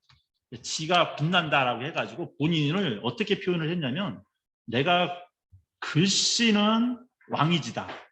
그 다음에 그림은 고개지다. 그 다음에 글의 문장은 한퇴지다. 한유 선생을 내가 능가한다라고 이렇게 자부심을 가질 정도로 딱 세 명의 지자를 합쳐가지고 내 이름을 자로 광지라고 하겠다라고 할 정도로 본인의 실력에 대한 자부심이 아주 강했던 분이시죠. 네. 근데 이제 강세왕 선생이 되게 재밌는 일대기가 뭐가 있냐면 그 아버지가 예조 판서가 되셨을 거예요. 그러니까 아주 명문 집안인데 그 당시에 이 강세왕 선생의 형님이 과거에서 부정을 저질렀던 모양이에요. 근데 과거에서 부정을 한 사람이 더 저지르면 그 집안 전체 형제들이나 사촌까지도 그걸 부끄러워해가지고 과거에 나서지도 않았답니다. 그러니까 이제 강세왕 선생이 형님의 그런 부정행위 때문에 이제 일찌감치 과거로 출사하는 걸 포기를 하고 그냥 묻혀서 사시는 거죠. 근데 이제 강세왕 선생의 아들이 이제 벼슬길로 나갔는데 영조가 그 강세왕 선생의 아드님한테 뭐라고 물어보냐면 너의 아버지가 그림에 뛰어나다고 그러는데 선비가 너무 그림에 몰두를 하면 그것도 욕이 된다라고 한마디 하셨다고 그래요. 그런데 그 얘기를 아들한테 듣고서 강세왕 선생이 아니 나처럼 한낱 촌에 처박혀 사는 사람을 임금이 특별히 생각해서 나를 얘기해 줬구나라고 해서 그 감격을 해가지고 눈이 짓무를 정도로 감격해서 울었다고 그럽니다. 그리고 그 영조의 말씀을 받고서 10년 동안 그림 그리는 걸 포기를 했대요. 그리고 이제 영조가 돌아가시고 나서 정조가 올라갔는데 또 어느 날 정조가 아드님을 불러가지고 요새 아버님 뭐 하시냐. 그랬더니 집에서 그냥 이렇게 계신다 그랬더니 아니 그 정도 자숙하고 있었으면 됐지. 이제는 좀 공부해서 벼슬길로 나오도록 해라. 그 얘기 한마디에 공부를 다시 하셔가지고 61살인가 이때 이제 과거시에 장원급제를 하셔서 종 8품인가부터 시작을 하셔가지고 지금의 서울시장 한성부 판윤까지 올라가셨던 입지전적인 인물이시죠. 그만큼 이제 학문이 뛰어나셨던 분이기도 하셨던 그런 재미있는 일화가 있습니다. 안산 하면은 말씀드린 대로 이 김홍도의 도시입니다. 그래서 매년마다 단원 미술제, 김홍도 축제, 그리고 이제 김홍도의 장사 씨름 대회가 또 이렇게 열리고 있습니다. 매년마다. 안산에가 구가 두 군데가 있어요. 하나는 단원구가 있고 하나는 상록구가 있습니다. 단원구라고 하는 것이 이제 단원 김홍도에 땄고 상록구라고 있는데 혹시 상록구가 왜 상록구인지 아실까요? 네, 시문의 상록수가 하루 그 앞에 있습니다. 안산에. 그래서 그 상록수에 보면은 최영신이라고 하는 그 당시 이제 일제시대 때 분하루도 운동이라고 해가지고 러시아에서 시작된 민중속으로라고 하는 농촌 계몽 활동이 있었죠. 그때 그 상록수의 실제 모델이 되었던 최용신 선생이 활동했던 교회와 그 기념관이 있습니다. 전철역으로 4호선에 상록수역이라고 하는 곳이 있는데 내리면 바로 기념관 있고 묘지도 있어요. 그거를 따서 상록구, 단원구. 그러니까 안산이라고 하는 이름이 자체가 1000년 동안 도시 이름이 안 바뀐 도시입니다. 되게 유서가 깊은 도시예요. 근데 이제 안산하면 이미지가 공업도시, 뭐 이렇게 시야호 이런 것들 때문에 야, 안 산다 하면서도 사는 곳이 안산이다. 뭐 이렇게 농담들을 하지만 굉장히 괜찮은 도시입니다. 예. 이게 뭐냐면 저희 집 아파트 바로 앞에 있는 길거리에 있는 이게 동상이에요. 뭐 하는 것 같습니까? 여기 뒤에 보면 단원 김홍도라고 팻말도 서 있죠. 예, 저희 집에 딱 들어가려면 이걸 지나쳐 가야 돼요. 근데 어떤 사람이 지나가다가 여기 부딪혀가지고 민원을 넣어서 왜 길거리에 이런 걸 세워놓느냐라고 막 난리쳤던 적도 있는데 예, 욕을 바가지로 먹었어요. 이걸 몇 천만 원 주고 동상을 만들었는데 이걸 씨름이라고 만들어 놓은 거예요. 씨름하는 김홍도의 씨름의 그 동상으로 만들어가지고 했다. 근데 이게 씨름 같잖아요. 좀 뭔가 잘못 저는 이거 전혀 그 생각을 못하고 그거 뭐죠? 네? 딱지치기. 저는 김유정의 그 뭐죠? 그 본범에 나오는 장인어른과 싸우는 그 장면이 생각이 나더라고요. 보면서. 그래서 야 이건 진짜 좀 너무했다 싶은 생각이 드는데 어쨌든 이 정도로 길거리에다가 이런 것까지도 세워놓을 정도로 안산하면 김홍도의 도시이기도 합니다. 예, 김홍도의 풍속 도첩입니다. 김홍도의 단원 풍속 도첩이라고 해서 우리나라 이제 보물 527호로 기록이 돼 있죠. 네, 요 밑에 보면 딱지가 붙어 있는데 단원 김홍도필 풍속하첩이라고 돼 있고 그 다음에 유물번호가 114호입니다. 그다음 요 밑에 보면은 조선총독부 박물관이라고 돼 있죠. 1918년에 이제 조선총독부 박물관이 조한준이라고 하는 이제 그런 예술 도자기라든가 옛날 골동품 파는 사람으로부터 구입을 했습니다. 원래 지금 크기로 보면 A4 용지보다 약간 커요. 큰 책이고 여기에 김홍도의 풍속도첩이 27편이 원래 실려져 있었는데 맨 겉장에 있었던 군손도 2점은 빼가지고 예, 병풍으로 만들었고요. 지금 남아있는 거 25점으로 남아있고 우리가 알고 있는 씨름이라든가 이런 것들이 다 여기에 지금 들어가 있습니다. 김홍도에 대한 이야기를 강세양 선생이 나중에 단원기라고 해서 김홍도 선생에 대한 어떤 일대기 비슷한 나름대로 그 평을 적어놓은 그 글에 보면 이런 글이 있습니다. 인생에서 날마다 접하는 100,000가지 일과 같은 세속의 모습을 옮겨 그리기를 잘했으니 저 길거리며 나루터, 가게, 시장, 과거장, 놀이마당을 한번 그려내면 사람들이 모두 손뼉을 치며 기이하다고 소리치지 않는 이가 없었다. 세상에서 말하는 김산흥의 속화, 산흥은 이제 아까 단원의 자라고 그랬죠. 속화, 이 당시에는 풍속화를 이제 속화라고 속된 그림이다라고 해서 속화라고 불렀습니다. 속화가 바로 이것이다. 진실로 신령스러운 마음과 지혜로운 머리로 홀로 천구의 묘한 이치를 깨닫지 않고서야 어찌 이렇게 할 수 있겠는가라고 이야기했습니다. 김홍도의 그림을 보면 사람들이 손뼉을 치면서 막 기이하다고 했다라고 이렇게 기록될 정도로 김홍도의 풍속화가 어떤 인기를 보냈는지 기록에 보면 사람들이 줄 서가지고 김홍도의 집 앞에 막 재물과 비단 이런 걸 가지고 와서 그림을 얻기 위해서 줄을 섰다라고 하는 기록이 나와 있습니다. 자, 그렇다면 그 당시에 왜 풍속화가 각광을 받게 되었을까요? 네, 첫 번째로 이제 시대적인 이유가 있는데 첫 번째로 그 시기가 이제 명나라가 멸망을 하고 병자호란 이후로 명나라가 멸망하고 청나라가 등장을 하게 됩니다. 그런데 조선의 입장에서는 중국을 형님의 나라로서 사대를 했었죠. 그러다가 오랑캐에 의해서 청나라에 의해서 중국이 멸망하고 나니까 우리가 멸망된 중국을 그리워하고 오랑캐된 그 중국 청나라를 섬길 수가 없다. 그렇다면 우리가 바로 중화다라고 하는 소중화를 외치게 되죠. 그러면서 우리의 문화에 대해서 중국에서 우리 거에 대한 관심으로 올라오게 되면서 이제 민족주의가 고개를 숙이게 됩니다. 그래서 예전에 풍경화를 그릴 때 조선 초기의 그림을 보게 되면 이게 남쪽 문화가 되게 그런데 배경이 어때요? 풍속이? 우리나라 배경이 아니라 중국 배경이에요. 근데 거기 나오는 사람들의 모습도 대부분 중국인의 모습을 띠고 있습니다. 이제 그러다가 경치도 우리 경치를 그리자. 사람도 우리 사람을 그리자라고 하는 이런 민족주의적인 노력이 나오게 됐고 대표적으로 정선의 진경산수화가 이런 배경 속에서 나오게 됩니다. 두 번째로는 이 시대 때 이제 실학사상이 대두가 되죠. 실학사상이 대두가 되면서 사회적으로는 이제 임진왜란과 병자호란이 거치고 상공업이 발전하면서 실제로 돈을 가진 이제 중인층들이 올라오게 됩니다. 사람들이 돈이 있게 되면 당연히 뭐가 따라오게 되죠? 문화적인 욕구가 따라오게 되죠. 그러면서 성리학이라고 하는 실제 생활하고는 관계가 없는 그런 것들이 아니라 실제 삶에 뭐가 도움이 되는가. 이용구시, 뭐 이런 이용생이라든가 이런 쪽의 바탕이 힐사고시의 바탕이든 실학사상이 대구가 되면서 이제 이 경제 문화 욕구가 같이 발전을 하게 되죠. 그래서 이 사람들은 선비들이 요구하였던 그런 문인화라든가 산수화가 아니라 자신들의 일상을 담은 그림들을 선호하게 되는 그런 배경을 이루게 됩니다. 세 번째가 이제 정조라고 하는 영조 정조라고 하는 조선시대 르네상스, 특히 정조가 들어서면서 문화 정치를 표방하면서 조선 최고의 문예 부흥기를 맞게 되죠. 그래서 귀족 중심의 문화 대신 이제 서민 하류계층의 문화가 전면 부상을 하고 아까 말씀드렸듯이 규장각 내에 자비대령 화원이라는 걸 운영을 하게 됩니다. 특별히 기록에 보면 도화서 화원들 중에서 자비대령 화원을 뽑을 때 녹취제라고 해서 별도의 과거를 치루었습니다. 그때 그 정조가 내렸던 시제가 뭐였냐면 그림 화지 제목이 뭐였냐면 모두가 보자마자 껄껄 웃을 만한 그림을 그리도록 해라. 이런 것들을 과거 제목으로 내렸다고 합니다.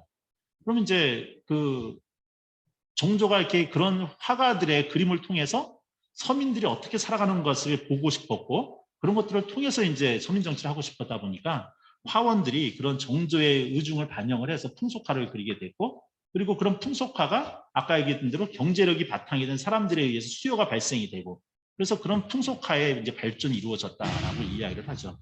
그렇다면 그 풍속화는 이제 김홍도, 신윤복, 김득신으로 이어지는 아주 트로이카로 이어지는 풍속화의 어떤 계보가 있지만 실제로 그 앞에 풍속화를 그렸던 사람들이 있습니다. 뭐 김홍도가 풍속화를 그리게 됐던 이유는 방금 했던 이야기죠. 방금 했던 이야기인데 정조의 풍속화에 대한 관심이 김홍도는 그림의 공교한 자로 그 이름을 안 지 오래되었는데 30년 전 초상을 그린 후부터 무릇 그림에 관한 일은 모두 홍도에게 주관하게 했다. 정조가 김홍도를 그렇게 이제 의지를 했고 또 사랑을 했죠.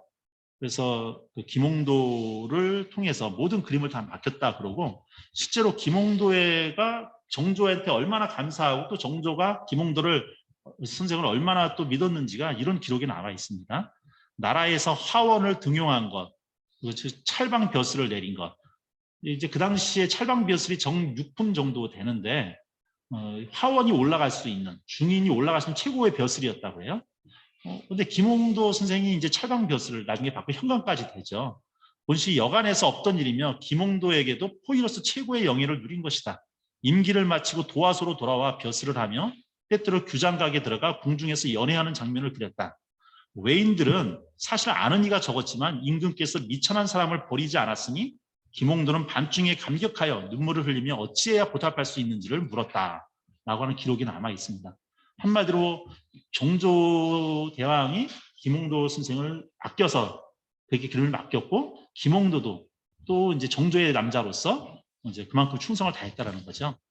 단원의 풍속화는 격변하는 시대적인 배경과 임금의 요구, 화가의 재능과 노력이 합쳐 세상에 태어나게 되었던 배경이 있습니다. 자, 말씀드렸던 대로 김홍도 선생이 앞서서 풍속화를 먼저 그렸던 사람들이 있어요. 그게 이제 공제 윤두서, 관아제 조영석 선생이 있었습니다. 공제 윤두서 선생은 뭐 잘 아시죠? 이 뭐 노구당의 윤씨 그 가문의 이제 선조이기도 하신데 그분이 그렸던 나물 캐는 여인, 채도라고 하는 작품, 그다음 집신 삼는 노인이라고 하는 그림이 좀 유명합니다. 자, 이 나물 캐는 여인이라고 하는 것은 드디어 그림에 조선시대 때 그려졌던 그림 중에 인물이 대부분 누가 그려졌어요? 문인들이나 신선들이나 그려졌는데 일반 서민이 주인공으로 등장한 그림이 최초의 그림입니다. 이 그림. 그래서 집신 삼는 노인도 일반 평민이 집신을 삼는 모습을 그렸죠. 그래서 이렇게 일반 평민이 그림에 등장을 했던 것은 어떻게 보면 실학 정신의 반영이기도 하고 그렇습니다. 그리고 서민에 대한 애정이 들어가 있는 거죠. 단지 아직까지 한계가 있다면 뭐가 한계가 있냐면 이 배경이 나무 아래에서 이렇게 수화 인물도라고 그러는데 나무 아래에서 사람들이 있는 모습들 이런 것들 그다음에 이 산의 모습도 실제 모습이 아니라 아직도 성리학의 이념을 바탕으로 했던 그런 배경들입니다. 그래서 완전히 그림 자체가 문인화에서 벗어나진 않았지만 이제 실제 풍속화로 넘어가는 단계에 있어서의 그림이다라고 보시면 될 것 같고, 이게 이제 보물 481호로 윤씨 갑오첩에 실려 있습니다. 나중에 시간이 가면서 이제는 배경이 사라지고 이제 풍속화의 그 모습만 그리게 되는 목기깎기라고 하는 그림이 되어 있습니다. 그러면서 이 그림에 글이 뭐라고 되어 있냐면 공제가 놀면서 선차를 그렸다. 선차도라고 이름을 붙이고 있죠. 이런 식으로 이제 사실적인 그림을 그리고 있습니다. 그리고 이제 조영석 선생한테 넘어가면, 조영석 선생은 공제 선생이 나중에 그 아드님, 이제 아드님하고 손자까지도 그 그림을 이어받아서 그리시게 되죠. 근데 그 아드님의 나이대에 같이 사셨던 분이 이제 공제 선생, 관아제 선생인데, 그 당시 조선시대 때 삼원삼제라고 그랬습니다. 3명의 원이 있고 3명의 제가 있다. 그래서 3명의 원은 단원, 김홍도, 그다음에 해원, 신윤복. 또 한 명이 누굴까요? 오원 장승업 선생. 그래서 3원이라고 그랬고, 3제다 그래가지고 겸재정선, 그다음에 현재 신사정, 그다음에 관아제 조용석, 이렇게 3명을 얘기합니다. 사람에 따라서는 이제 겸재하고 현재에다가 이제 아까 얘기했던 이제 누구죠? 우리 관제, 공제 참 윤두서 선생을까지를 3제로 보기도 하죠. 이 조영석 선생도 사제첩이라고 하는 본인의 그림에 이렇게 풍속화를 그리고 있습니다. 이 그림에서 보면 이제 뒤에 풍경이 그려져도 이렇게 문인화의 그림은 다 사라져 버리고 좀 본격적인 풍경화의 풍속화의 그림이 등장을 하게 됩니다. 훨씬 더 발전을 하게 돼 있죠. 조영석 선생은 재밌는 일화가 있어요. 조영석 선생은 그래서 원래 깐깐한 선비였고 실제로 대단한 학자였습니다. 근데 이제 나중에 나라에서 이 조영석 선생이 그림을 잘 그린다는 얘기를 듣고 이제 50세 때 세조의 영정을 그려라 라고 명령을 내렸더니, 영조가 명령을 내렸는데 이 관아저 선생이 선비가 감히 어떻게 그 천한 중인들하고 같이 그림을 그릴 수가 있겠느냐, 이거는 선비로서 모독이다 그래가지고 영조의 명령을 따르질 않습니다. 그러니까 왕의 명령을 거역한 거다 보니까 그 있던 자리에서 파직이 돼 5개까지 갇혀요. 그리고 나서 63세 때 다시 또 불러가지고 숙종의 어진을 그려라라고 그랬더니 역시 똑같은 이유로 나는 못 그린다라고 이야기를 했다고 그럽니다. 그 정도로 이제 임금의 명령까지 어기면서 나중에 영조 대왕이 그런 이제 관아자의 뜻을 존중을 해가지고 선비가 그 정도의 기계는 있어야지라고 용서를 해줬다고 하는데, 그 이후로 이제 관아자 선생이 그림 그리는 걸 완전히 포기를 했다 그래요. 근데 나중에 자손들이 너무 아까워가지고 그 관아자 선생의 그 그림들을 묶은 그림첩이 이제 사제첩이라고 하는 그림을 묶고 거기다가 글을 써달라고 그랬더니 관아자 선생이 어차피 이렇게 묶인 거 어쩔 수는 없다. 하지만 내가 이 제목을 사제첩이라고 적겠다. 그리고 거기다가 뭐라고 얘기하냐면 이 그림은 절대 바깥에 내놓지 마라. 그리고 만약에 바깥에 내놓으면 니들은 내 자식이 아니다. 라고 그림을 썼다는 거죠. 한마디로 호적에서 팥뿌리겠다. 왜 그러냐면 이 사제라고 하는 뜻이 사양노루 배꼽을 얘기한다고 해요. 사양노루가 왜 사냥꾼한테 잡히냐면 이 사양 때문에 잡히는 거잖아요. 그러니까 자기가 이 그림을 그려가지고 자기의 인생에 풍파가 있었는데 내가 이 그림 때문에 내가 사로잡힌 사양과 같다. 그래서 그림을 사제첩이다라고 이야기를 붙이고 자손들한테도 절대 그림을 보이지 말라고까지 얘기했는데, 다행히 이 자손들이 불효자들이죠. 바깥에 보여줌으로 말미암아 지금까지 우리한테 알려지게 된 그런 소중한 문화재가 되었습니다. 자, 네, 이게 조영석 선생의 그렸던 새참이라고 하는 그림과 옆에 김홍도 선생이 그렸던 새참의 그림입니다. 비교를 한번 해보시면 사람마다 호불호가 있겠지만 이 조영석 선생의 새참 그림보다 김홍도 선생의 새참 그림이 더 활발하고 더 생동감이 좀 있게 느껴져요. 실제적으로. 좀 이따 다시 한번 비교를 좀 해보도록 하겠습니다. 자, 우선 시간이 많이 갔는데 우리 김홍도 선생이 풍속화 잘 아는 건 몇 가지만 한번 같이 한번 보도록 하겠습니다.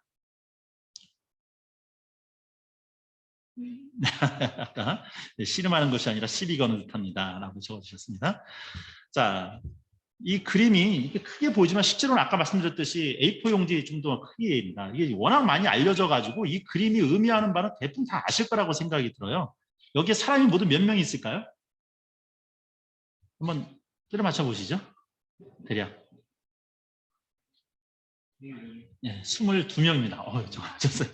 22명인데 조그만 그림인데도 사람이 많이 이렇게 2명 있는데도 불구하고 좁다는 느낌이 별로 안 들어요. 자, 여기에 수수께끼가 좀 있습니다. 자, 이 그림을 봤을 때 이 그림 씨름이 한참 진행이 되고 있죠. 그러면 이 씨름이 시작한 지 얼마나 되었을까요? 씨름이 막 시작을 했다. 씨름이 한창 하고 있다. 씨름이 거의 막바지다. 어느 정도 됐을 것 같습니까? 우리 보고 계신 선생님들도 한번 톡으로 한번 적어봐 주시면 감사하겠습니다. 어떻게 됐을 것 같습니까?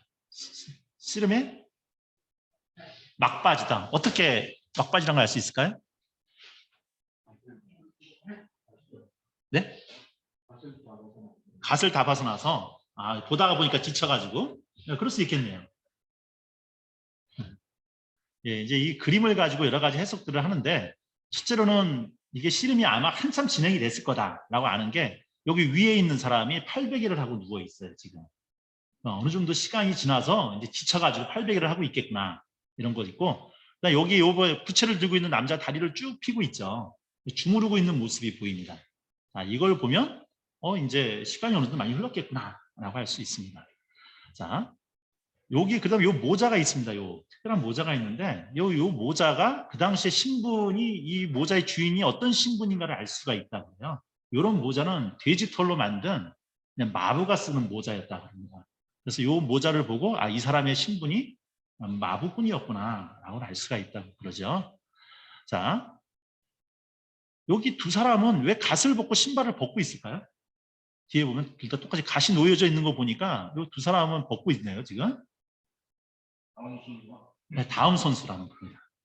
이 당시에 씨름은 한 사람이 이기면 이긴 사람은 계속 뒤에 오는 사람하고 계속 승부를 붙었던 모양이에요. 그러니까 이 뒤에 있는 사람은 지금 앞에 씨름을 보면서 내 차례구나라고 하고 긴장하고 신발을 벗고 씨름 순서를 기다리고 있는 모습이라고 볼 수 있습니다. 자, 여기 두 사람이 지금 씨름을 하고 있는데요. 등을 보이고 있는 사람이 이겼을까요? 아니면 앞에 얼굴을 보고 있는 사람이 이겼을까요? 등을 보이고 있는 사람이 이겼을 것 같습니까? 네, 어떤 점에서 그럴까요? 네? 들면 돌아라. 네. 선생님은 어떻게? 네. 등 보이는 사람이 졌을 것 같아요. 네. 어떤 근거로 이렇게? 등을 보여주고 있으니까. 네. 네, 좋습니다. 자, 실제로는 지금 등을 보이는 사람, 이 사람이 얼굴을 보이는 사람을 매다 치고, 매다 꽂고 있는 장면입니다. 어떻게 알고 있냐면, 요 사람은 지금 얼굴이 어떻게 보여요?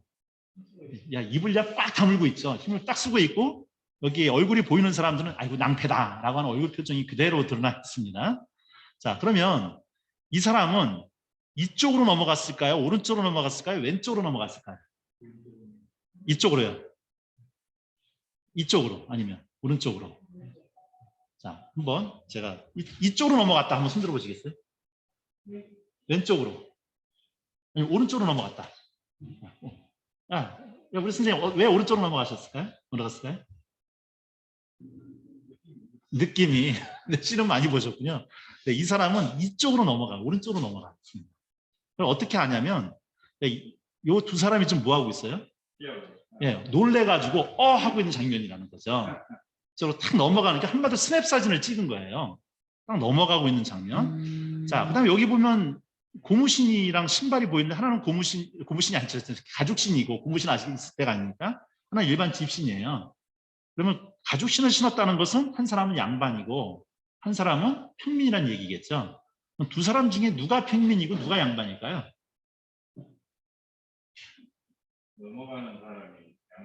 넘어가는 사람이 양반이다. 어떻게 알 수 있을까요? 상투 튼 게 틀려요? 예. 여기 보면 행전이 있습니다. 네, 행전이 있어서 이 행전을 한다는 거는 이제 멋을 부린 거기도 하고, 네, 그러면서 이 사람이 양반일 것이다 라고 이야기를 하고 있습니다. 김홍도가 하필이면 그러면 왜 낭반, 네, 종아리 말씀해 주시고 있네요. 네. 왜 양반이 넘어가는 걸로 했을까요? 아까 말씀드렸듯이 이 풍속화를 찾는 사람이 누구였을까요? 주로 평민들이었죠. 그러니까 평민들의 입장에서 그랬을 것이다 라고 이야기를 합니다. 그래서 위에 관객들을 보면 맨 위에 있는 관객들이 막 즐거워하고 있어요. 누구 편일 것 같습니까? 이 평민 편일 것 같아요. 반면에 여기 있는 양반 어르신은 약간 얼굴이 좀 심각하죠. 그래서 아마 자기 편이 지는 것 같으니까 긴장하고 있는 게 아닌가 이런 모습이 좀 보입니다. 자, 이것이 이루어진 시기가 언제쯤이었을 것 같습니까? 씨름이 이루어질 시기가. 네, 조선 후기였기 때문에 가능했죠. 그렇죠. 조선 후기가 신문제가 무너지는 사이였죠. 그러다 보니까 이런 것들도 가능했을 거라는 생각이 좀 들고요. 자, 이 씨름이 열렸던 시기가 언제쯤이었을 것 같습니까? 아니, 1년 중에. 네. 네. 여기 그림에서 단서를 찾으시면 여름 네, 단오날이었어요. 네, 부채를 보면 알 수가 있습니다. 그래서 우리나라가 단오 때는 윗사람이 아랫사람한테 부채를 선물하는 게 일반 풍속이었고 거꾸로 아랫사람이 윗사람한테 선물을 하는 날이 있는데 그게 동지였습니다. 동지 때는 아랫사람 윗사람한테 달력을 선물했죠.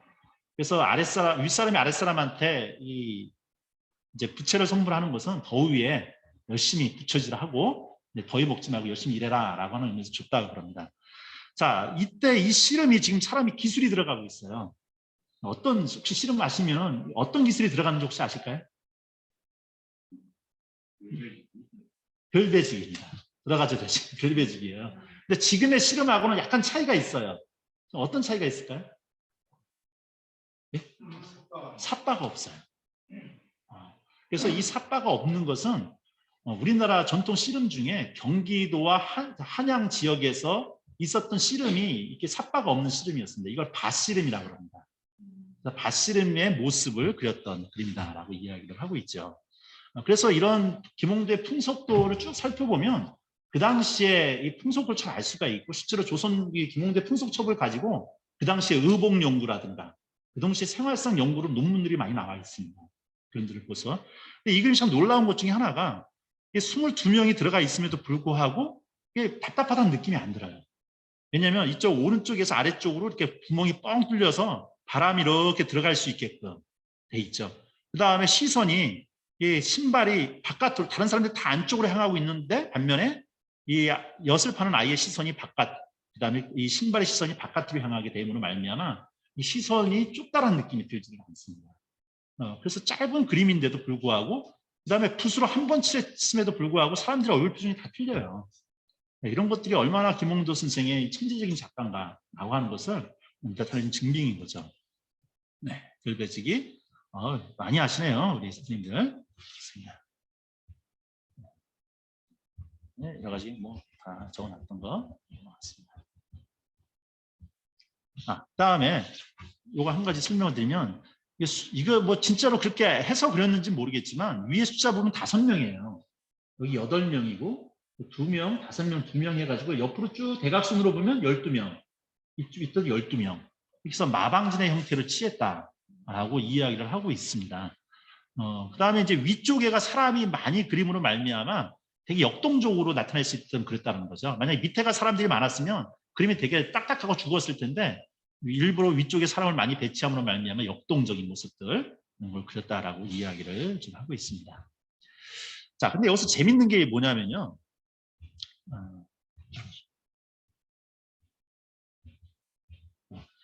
자, 이 그림 중에 오게티가 하나 있어요. 되게 유명한 것 중에 하나인데 이 오게티 혹시 아실까요? 네, 아시는 분들 금방 얘기했을 텐데 여기 뒤로 넘어가고 있는 사람이 손을 한번 봐보세요. 네, 손이 이렇게 보면 엄지손가락이 바깥으로 가야 되는데 좀 왼손이 붙어 있는 거예요. 자, 김홍도가 붓칠 하나를 가지고 다 그릴 수가 있었던 사람인데 왜 이런 실수를 했을까요? 이 실수에 대해서 여러 가지 설이 있어요. 실제로 이것은 김홍도가 실수한 거다라고 하는 설이 있고 또 하나는 그렇지 않다. 김홍도가 일부러 이렇게 그렸다라고 하는 설이 있습니다.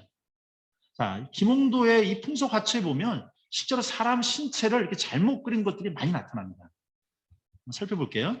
이게 이제 벼타작이라고 하는 그림인데 여기서 이 벼타작을 하는 사람의 손을 한번 보십시오. 이렇게 잡고서 벼타작을 이렇게 잡고서 내려쳐야 되는데 어떻게 돼 있죠? 거꾸로 잡고 있어요. 손을 좀 엉뚱하게 그려놨습니다. 네, 그다음에 이건 무동이라고 하는 그림인데 사면육각 그림이죠. 여기서 이 비파를 갖고 있는 이 사람의 손이 어떻게 돼 있나 보세요. 이렇게 잡고 있죠. 이렇게 잡아야 되는데 네, 거꾸로 잡고 있습니다. 이것도 그려졌죠. 그다음에 이게 이제 담뱃썰기라고 하는 그림인데 이 사람의 다리가 여기서 반대로 돼 있어요. 이쪽이가.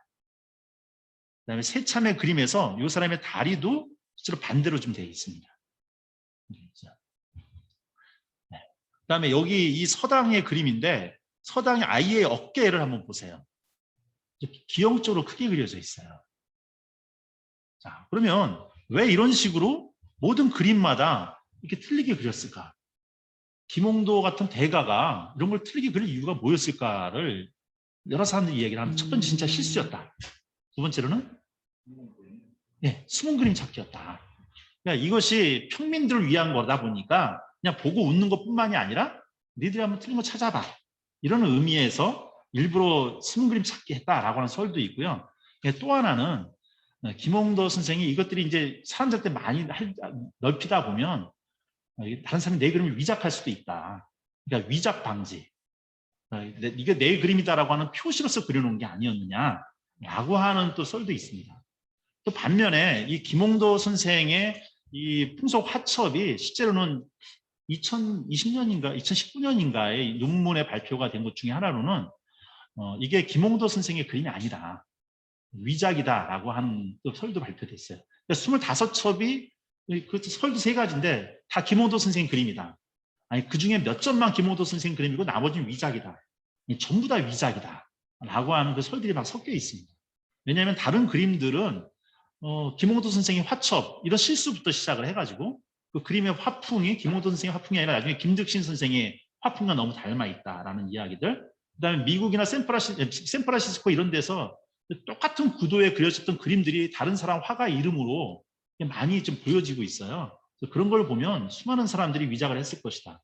그다음에 이제 여기 뒤에 보면은 이렇게 도장들이 낙관이 찍혀 있어요. 실제로 화첩이라고 하면은 실제로는 그림첩이거든요. 낙관을 언제 찍냐면 맨 그림 마지막에 하나만 찍게 돼 있습니다. 그런데 이 화첩에는 낙관들이 여러 개가 찍혀 있어요. 그 얘기는 이 그림을 팔았던 사람들이 한 권을 그냥 파는 것보다 한 장 한 장씩 팔면은 더 비싼 값에 팔 수 있으니까 단원 도장을 낙관을 위조를 해가지고 그림책에 막 찍어서 한 장씩 팔았을 것이다. 그러면서 위작이 발생이 되지 않았겠느냐. 그래서 지금 현재 우리가 소유하고 있는 것들은 위작품이다라고 하는 그런 주장도 좀 대두가 되고 있죠. 그래서 어떤 말씀이 맞는지는 모르겠습니다. 계속적으로 좀 이제 학자들 간에 논란이 되고 있는 그림입니다. 자, 두 번째로 잘 아는 그림이 서당이라고 하는 그림이죠. 이게 안산의 아파트에 보면 아파트 이렇게 벽면에 그림이 그려져 있는데 씨름하는 그림, 무동 그림 이런 그림이 그냥 그려져 있어요. 아파트에. 이 그림의 수수께를 한번 드려볼게요. 지금 이 아이가 선생한테 맞아가지고 울고 있어요. 등을 지고. 이 당시에 아이들은 공부를 할 때 암송을 했죠. 암송은 이제 외울 거를 선생님한테 등을 돌리고 외우는 걸 우리는 배강 또 배송한다 이렇게 얘기를 하고 있는데 제대로 외우지 못했던 모양입니다. 그래서 이제 종아리를 이제 맞기 위해서 아니면 맞았는지. 자, 이게 종아리를 맞기 전일까요? 맞은 후일까요?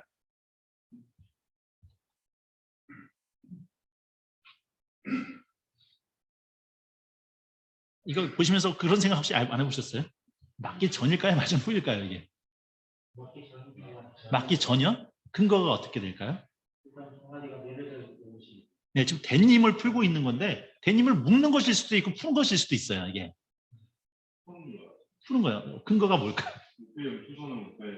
네, 한 손으로. 네, 그럴 수 있겠네요. 예, 이 그림 되게 재밌는 그림인데 이 선생님의 얼굴이 가만히 보면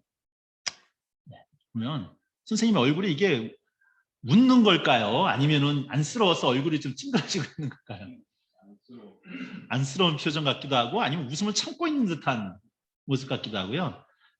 저도 이번에 보면서 좀 알게 된 사실인데 회초리가 옆에 놓여져 있다. 그러니까 때리고서 놓인 거다. 뭐 그럴 수도 있겠네요. 이 선생님의 이 관 속에 있는 머리에 한번 상투를 보세요. 상투가 어떻게 돼 있나요? 아주 조그맣죠. 그래서 이걸 보고 어떤 분은 이분 대머리였을 거다. 그래서 상투를 묶지 못할 정도로 머리가 되게 조그매서 대머리였을 것이다라고 얘기를 좀 하고 계세요. 근데 이제 이 선생님의 최고 모형이 아이에 비해서 과다하게 커요. 그래서 비성장소로 크죠. 그다음에 여기에 있는 이 벼루가 담겨져 있는 이게 되게 검게 아주 색칠이 잘 되어 있습니다.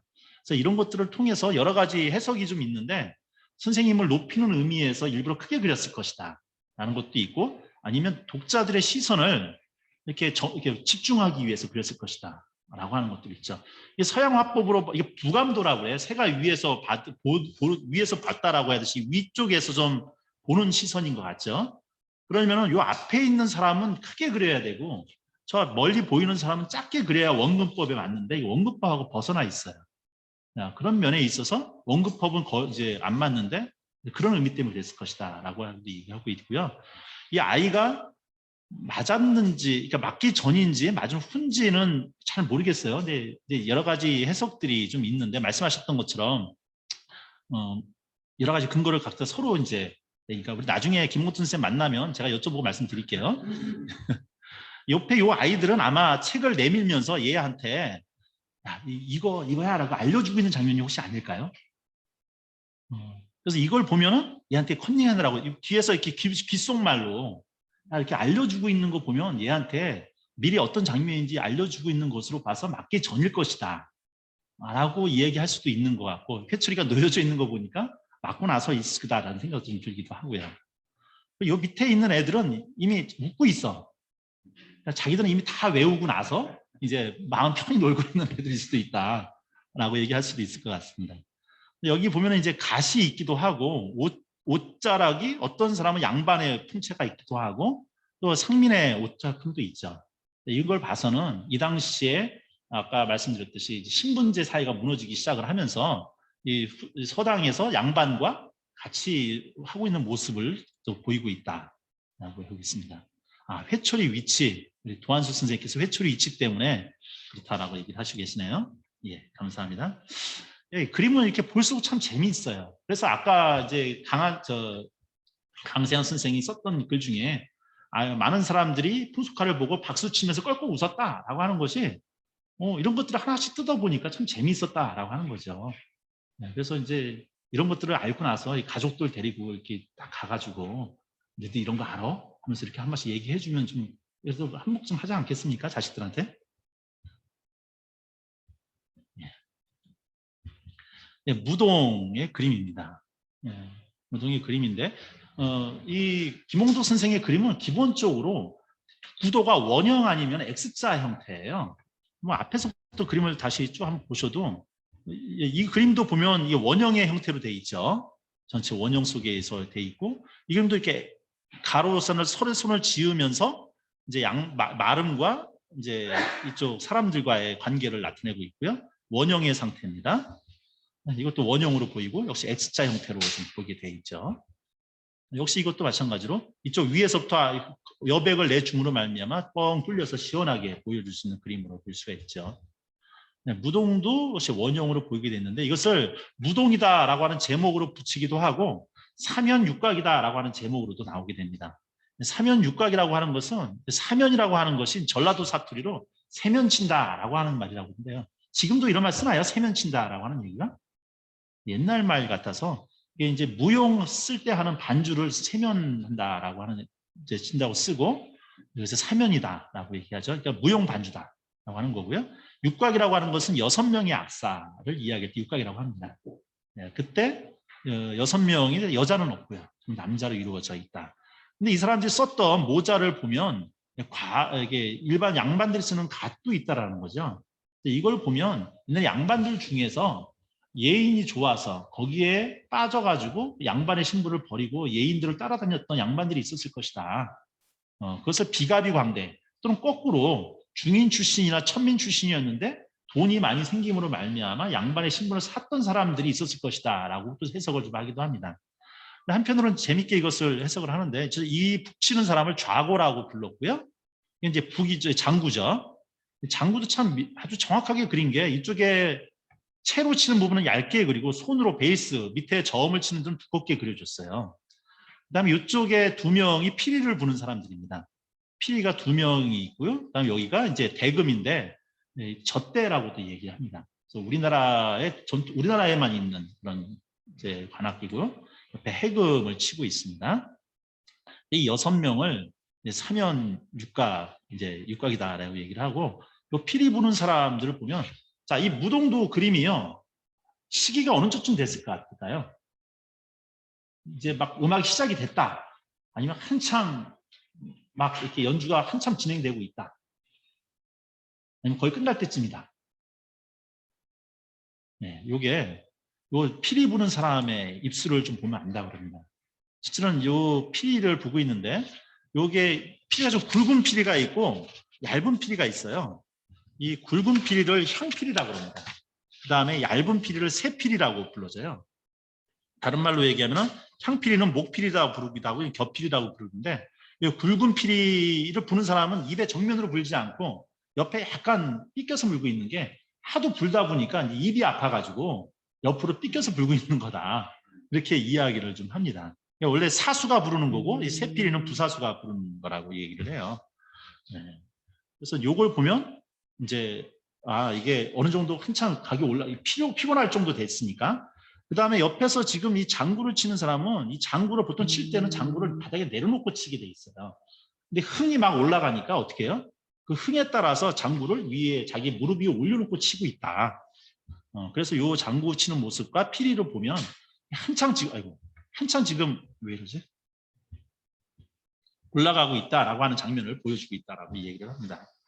아까 말씀드렸듯이 요 해금을 잡고 있는 사람, 요새 손이 좀 잘못되어 있다는 거 보이시죠?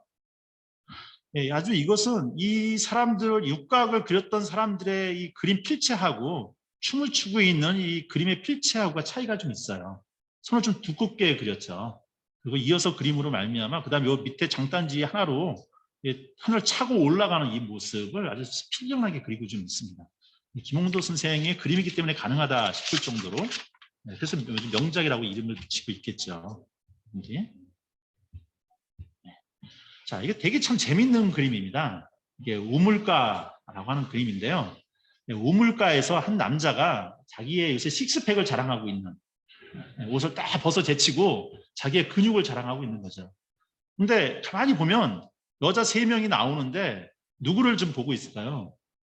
여기 옆에 있는 이 젊은 새댁을 좀 보고 있는 것 같아요. 젊은 새댁은 뭐랄까요? 나 부끄러운 거야. 그래서 얼굴을 돌리고서 물을 떠주죠. 근데 얼굴이 싫은 표정 같지가 왠지 안 해요. 뭔가. 그리고 옆에 있는 여자는 어떤 표정일까요? 똑바로 바라보지 못하면서 얘들 잘해봐라 라고 하면서 씩 웃고 있는 표정을 짓고 있는 것 같지 않나요? 근데 뒤에 이제 지나가고 있는 약간 나이 드신 할머니 같아요. 이분 표정은 좀 어떨까요? 되게 못마땅한 표정을 좀 짓고 있죠. 그래서 야, 요새 젊은 것들이 말이야, 요새 이렇게 수작질하고 있네, 뭐 이런 표정을 지금 이야기하면서 못마땅한 표정을 짓고 있는 것 같은 생각이 드는데, 김홍도의 풍속도를 가지고 논문을 쓰신 분들의 이제 의복사를 가만히 살펴보면 되게 재밌는 게, 이 젊은 여자가 입고 있는 저고리와 이 나이 드신 분이 입고 있는 저고리의 길이가 차이가 나요. 그러니까 이 나이 드신 분은 저고리가 밑에까지 쭉 내려와 있어요, 길게. 근데 젊은 여성의 저고리는 되게 짧습니다. 그리고 심지어 보면은 젖가슴이 보일 정도까지도 이렇게 돼 있어요. 그래서 이제 이것들을 의복사 연구하시는 분들은 어떻게 얘기를 하냐면, 임진왜란과 병자호란이 거쳐지면서 이제 물자가 모자르게 됐고, 그러다 보니까 자연스럽게 옷감을 짧게 쓰게 됐다. 그런데 그것이 나중에 시간이 지나면서 하나의 문화로 자리 잡게 됐다라고 이야기를 하죠. 요새 젊은이들 요새 청바지 찢어 입고 막 하는 거 있지 않습니까? 그것이 뭐 돈이 없어서가 아니라 하나의 문화가 됐듯이. 그래서 나중에 이 짧게 되는 것에 대해서 송호 이익 선생도 안산의 출신이신데, 보면 가슴이 딱 보일 정도로 이렇게 짧죠. 못마땅한 얼굴. 이익 선생이 뭐라고까지 한탄을 했냐면, 말세가 되니 부인의 저고리가 짧은 것이 요괴의 복장이 되었다. 나는 시르나 대동의 풍습이 되었으니 어쩔 수가 없다. 라고까지 이야기를 하고 있습니다. 요새 어르신들 이렇게 처자들 짧은 치마 입고 막 청바지 찢어 입는 거 보면 왜 엄한 청바지 찢어 입냐고 못마땅히 하시는 것과 똑같은 이야기가 이 당시에도 똑같이 있었다라고 하는 걸 볼 수 있는 재미있는 그림입니다. 이건 자리짝이라고 하는 그림인데요. 이렇게 삼각형의 그림이 있습니다.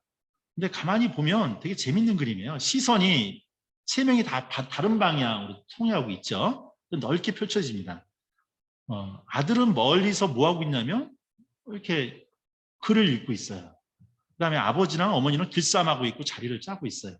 근데 머리를 쓴 거 보니 쓰는 관을 보니 아마 몰락양방이 되지 않을까 그런 생각이 좀 들기도 하고 그래서 어쩌면 이 아버지와 어머니가 이 힘든 일을 하면서도 얼굴 표정에 힘든 표정이 안 들어가 있어요. 무슨 소리를 들으니까 힘든 표정이 안 들어갈까요? 자식이 글 읽는 소리를 들으니까 힘든 표정이 아니라 아마 힘내서 내가 열심히 뒷바라지 할 테니까 너는 글을 읽고 이제 꼭 가구급제를 해라. 자, 이 아이의 입이 싹 벌어져 있고 막대기를 가지고 이 책을 누르고 있는 걸 보면 책을 이제 암송을 하면서 읽고 있는 게 아니었을까. 그래서 아이의 글소리와 어머니의 물레 돌리는 소리, 아버지의 자리 짜는 소리가 섞여가지고 막 들리는 듯한 그런 그림의 모습을 보여주고 있습니다. 네, 이것은 주막이라고 하는 그림인데요. 한 나그네가 와가지고 허겁지겁 밥을 먹고 있고 옆에 아이는 엄마한테 아마 엿사달라고 아마 졸라대는 그런 모습인 것 같습니다. 네. 자, 근데 이 주막의 모습에서 이 사람이 먹는 밥그릇을 한번 보세요. 여기 주모가 잡고 있는 밥그릇을. 일반적인 밥그릇 크기랑 비하면 어떨까요? 진짜 엄청 커요. 근데 실제 우리 기록에 보면 백성들이 먹는 밥그릇의 크기가 지금으로 따지면 엄청 큰 그릇으로 9대 쪽으로 9홉수로 따져서 그 정도 크기였다라고 이야기를 합니다. 왜 이렇게 많이 먹었을까요? 노동일을 하다 보니 마땅히 먹을 게 없고 그러니까 한마디로 해서 밥심으로 살아야 되다 보니까 밥을 그렇게 많이 먹었다고 그러는데 이게 여기서만 나타나는 게 아니라요. 여기 이 새참이라고 하는 그림에서 보면 이 사람들이 밥그릇을 한번 보세요. 어떤 분은 그렸는가? 다들 크게 그려져 있죠. 지금으로 보면 뭐 거의 대하 수준 정도로 크게 그려져 있습니다. 실제로 아마 밥 먹는 양이 이렇게 많았지 않았을까라고 이야기를 좀 하고 있습니다. 예, 빨래터에서 이렇게 보고 있는 장면이고 역시 여기 보면 여사들의 얼굴에 조거리가 좀 짧게 그려져 있는 장면들이 나오고 있죠. 예, 대장간의 모습인데 한여름에 온 몸을 다 이렇게 이제 가려서 하고 있는 모습들 보입니다. 자, 이 벼타작에 대한 해석은 여러 가지가 있습니다. 하나는 이 당시에 평민들의 입장에서 양반은 놀고 먹고 마름일 것 같아요. 어쨌든 놀고 먹는 지배자와 열심히 일해야만 되는 피지배자의 모습을 그렸다라고 하는 그래서 비판의 모습도 그리고 있지만 실제로 얼굴 표정을 가만히 보면 일하는 노동자들의 얼굴이 싫은 표정이 아니에요. 뭔가 이렇게 재밌게 좀 흥미롭게 일하고 있고 이렇게 벼를 터는 것은 젊은 사람들이죠. 그리고 여기 나이 든 사람들은 좀 상대적으로 쉬운 일을 좀 하고 있습니다. 벼 쓸고. 그리고 얼굴들을 보면 이렇게 뭔가 기분 좋은 얼굴들을 하고 있어요. 그래서 이것이 지배자와 피지배의 관계를 나타냈다라고 보는 해석도 있지만 실제로는 그런 것들이 아니라 시작사상을 바탕으로 둔 어떤 소출의 기쁨 뭐 이런 것들을 그린 것이 아니었을까 뭐 이렇게도 해석을 좀 하시는 분들이 있고요. 자, 아까 말했듯이 김홍도의 풍속도는 가짜라고 하는 이제 의혹이 많이 있는데 그런 여러 가지 이유 때문에 그림에 그려졌던 잘못된 내용들 그리고 또 그 그림의 어떤 거친 부분들 이런 것들이 김홍도의 진짜 그림이 아니었을 것이다 라고 이야기를 좀 하기도 합니다. 자, 김홍도 선생의 일생을 잠깐 보면서 일생 삶에 따라서 그려졌던 그림을 잠깐씩 살펴볼게요.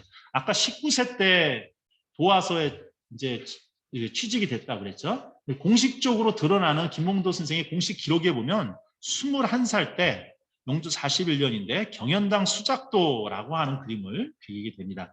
이제 영조가 즉위한 지 40년이 되면서 71세가 된 것을 기념해서 경연당에서 이제 신하들하고 잔을 주고받았던 그 잔치하는 그림을 그렸던 그림인데 기록에 남아 있습니다. 이게 그림은 없어졌어요.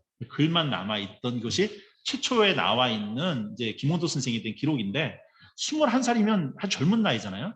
근데 그런 공식적인 기록을 맡아서 그렸다라고 할 정도라면 이미 20살 때부터 김홍도 선생의 그림 실력이 어느 정도 인정을 받았다라고 하는 것을 이제 짐작할 수가 있는 거죠. 그러다가 도화서 화원들에게 있어서 가장 최고의 영예다. 이것은 왕의 어진을 그리는 것이 최고의 영예였는데 29세 때 영조 49년에 영조 어진 제작에 발탁이 되어서 그때 임금의 얼굴을 그리는 사원에 추대했다는 겁니다. 그래서 이거를 어용화사라 그러는데 근데 이제 김홍도 선생의 일생의 평생에 걸쳐 3번에 걸쳐서 왕을 그리는 어용화사에 3번에 발탁이 될 정도 뛰어난 실력을 나타내요. 근데 화가를 어용화사를 임금의 어진을 그릴 때는 혼자 그리지 않습니다. 보통 2명 내지 3명이 짝을 져서 그리는데 김홍도 선생은 아마 선생이 모든 건 다 잘 그렸지만 얼굴은 잘 못 그렸던 것 같아요. 그래서 임금의 얼굴은 김홍도 선생이 손을 대지 않습니다. 다른 사람이 그리고 김홍도 선생은 임금의 몸에 옷이라든가 이런 것들만 그리는 것으로 기록이 남아 있습니다. 그래서 29살 때 이제 임금의 얼굴을 그리고 나서 이제 공을 받잖아요. 그래가지고 이제 드디어 중인 출신인데 문반에 관직을 제수를 받아요. 그래서 그 영예를 받는데 문제는 문반이 됐으면 한마디로 이제 양반의 자격이 올라갈 수 있는 정팔품 정도 이런 걸 받았으면 그다음부터 이 사람들이 승진을 하기 위해서는 자격시험을 보는데 자격시험이 되게 옛날에 자격시험이 뭐였냐면 암송이었어요. 그러니까 뭐 사서오경을 주고 한 대목을 주고 외워봐라 이런 거였는데 김홍도 선생이 그림 그리다 보니까 제대로 그런 걸 외우지 못했던 모양이에요. 그래서 제일 꼴찌를 했다고 해요. 꼴찌를 통과를 못하니까 나라에서 야, 얘는 자격이 안 된다. 그래서 탈락 이렇게 됐다고 그럽니다. 그래서 김홍도 선생이 그 얼마 받았다가 탈락을 하고 났는데 이제 나중에 정조가 영조가 그 화원이니까 그 외우지 못하는 건 당연하지 않겠느냐. 그러니까 그 문반의 직위가 아니라 공조 물건 만들고 그다음에 이제 이 궁궐에서 채소밭 가꾸는데 이런 쪽에 직품이 나오면 그걸로 줘라라고 해가지고 재발령이 났다라고 하는 게 있습니다. 아마 이거는 뭐 좀 넘어가도록 할게요. 시간이 없어서. 30대로 넘어오면 산흥이라고 하는 자를 쓰게 됩니다. 산흥이라고 하는 이제 선비사체의 능력 문자인데 선비와 같은 능력 아니면 선비보다 더 뛰어난 능력을 가졌다라는 얘기인지 어쨌든 김홍도 선생이 있었을 최고의 전성기 때라고 볼 수가 있습니다.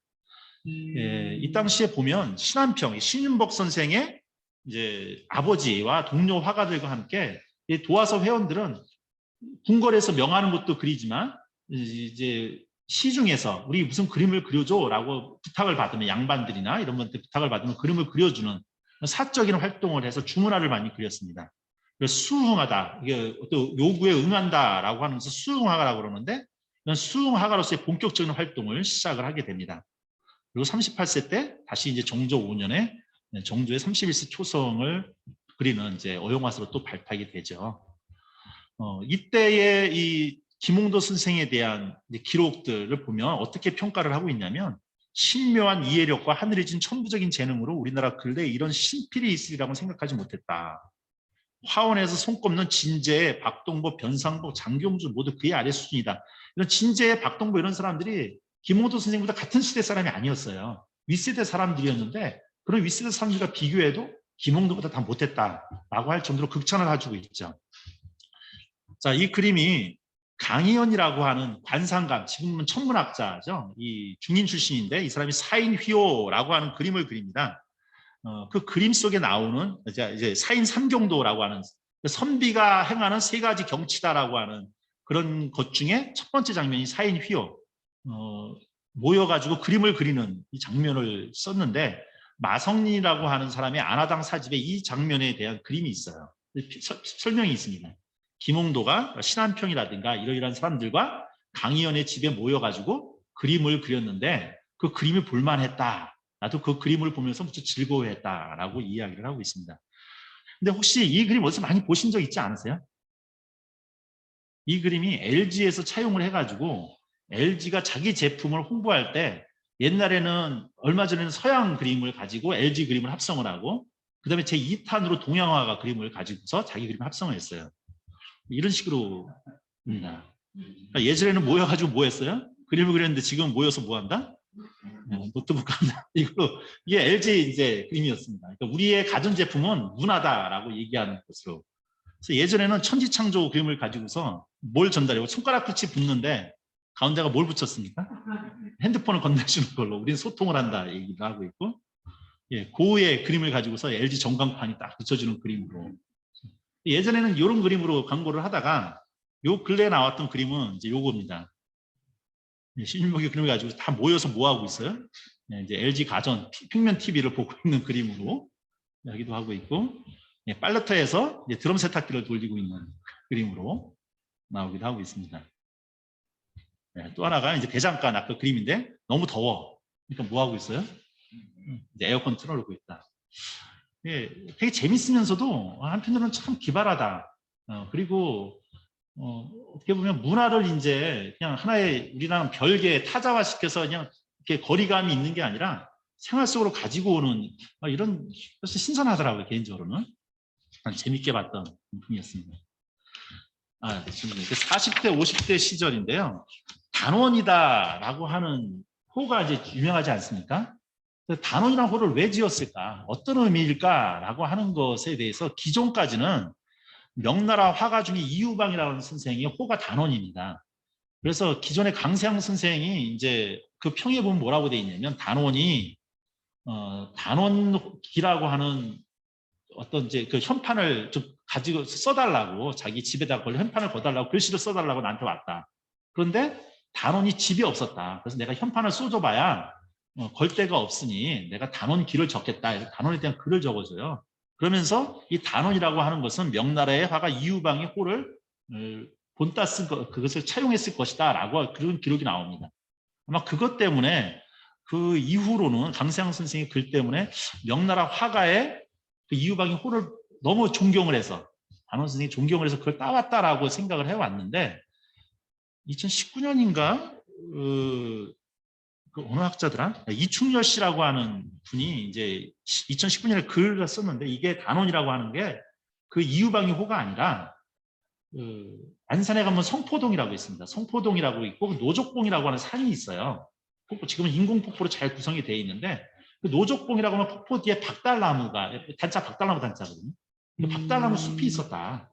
그러니까 그것을 이름을 거쳐 따온 거다. 옛날 사람들이 자기들이 호를 지을 때 자기 지명을 많이 따듯이 거기서 그 박달나무라고 하는 노족봉의 박달나무에서 따온 거다. 그다음에 서호라고 하는 것도 그 당시 이 성포동에 바다가 들어왔었는데 그 별칭이 서호였다. 단구라고 하는 것도 박달나무가 있는 언덕을 이야기한다. 그래서 이 단원이라고 하는 것이 명나라 화가 이유방의 호가 아니라 이 단원 안산 지역의 지명을 딴 것이다라고 하는 이제 논문을 또 발표를 좀 하셨어요. 그래서 지금 두 가지 학설이 지금 부딪히고 있는데 뭐 중요한 건 아니지만 또 그런 의미 때문에 단원이라고 하는 이름이 많이 알려지고 있죠. 자, 40세 때 드디어 안기 찰방, 안동에 이제 벼슬을 받아서 가게 됩니다. 안기 찰방이라고 하는 것은 지금의 면사무소 소장 정도 되는 모양이에요. 네, 거기 가서 단원이라는 호를 그때부터 본격적으로 사용을 하셨고, 네, 거기서 단원도라고 하는 그림을 이제 그려서 지금까지 남아지고 있습니다. 이거부터 볼까요? 네, 이게 단원도라고 하는 그림인데요. 네, 이 그림이 있습니다. 이 그림이 전체적인 그림이고, 이 그림에 보면 문 앞에 여기 마부가 하인이 말을 대고 있고요. 이 앞에 보면 학이 놀고 있습니다. 그 다음에 여기 초설한 사립에서 세 사람이 이제 놀고 있는데 확대한 그림이 이겁니다. 여기서 이 검고를 치고 있는 사람이 이제 김홍도고 옆에 이제 당비파가 있죠. 그 다음에 옆에서 부채를 들고 이렇게 있는 사람이 이제 아까 강희연이라고 하는 사람이고요.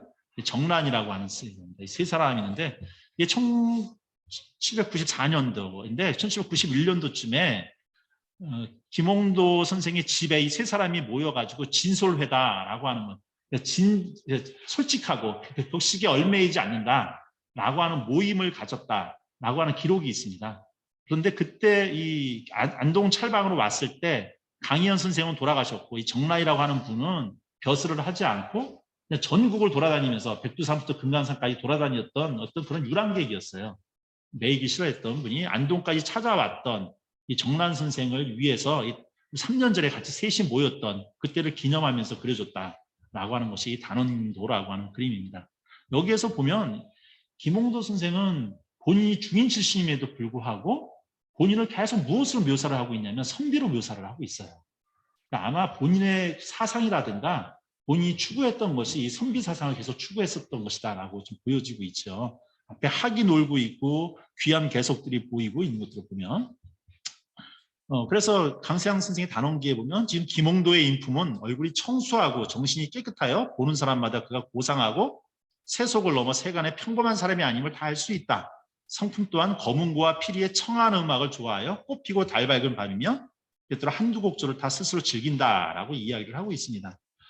그러니까 얼굴도 아주 깨끗하고 신선처럼 생겼을 뿐더러 기품이라든가 이런 것들, 그다음에 음악도 좋아하고 있다라는 거죠.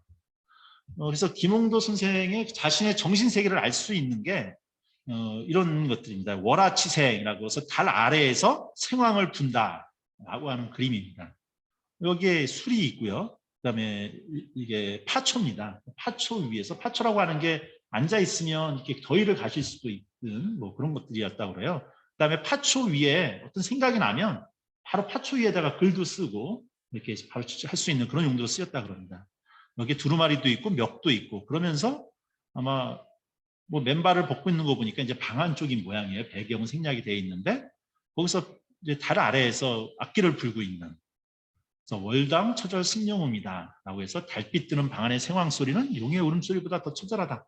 아까 맨 처음에 봤었던 나업의 생황시라고 하는 그 시를 그대로 가지고 와서 그리고 있습니다. 이것도 역시 김홍도 선생의 50대 때 그려진 그림이 아닐까라고 이야기를 하고 있는데 포이풍류도라 얘기합니다. 자, 포이풍류도라고 하는 것은 포이라고 하는 것은 벼슬하지 않는 사람이 어떤 백이라고 했던 그런 뜻이기도 하고요. 앞에 보면 사인검이 있습니다.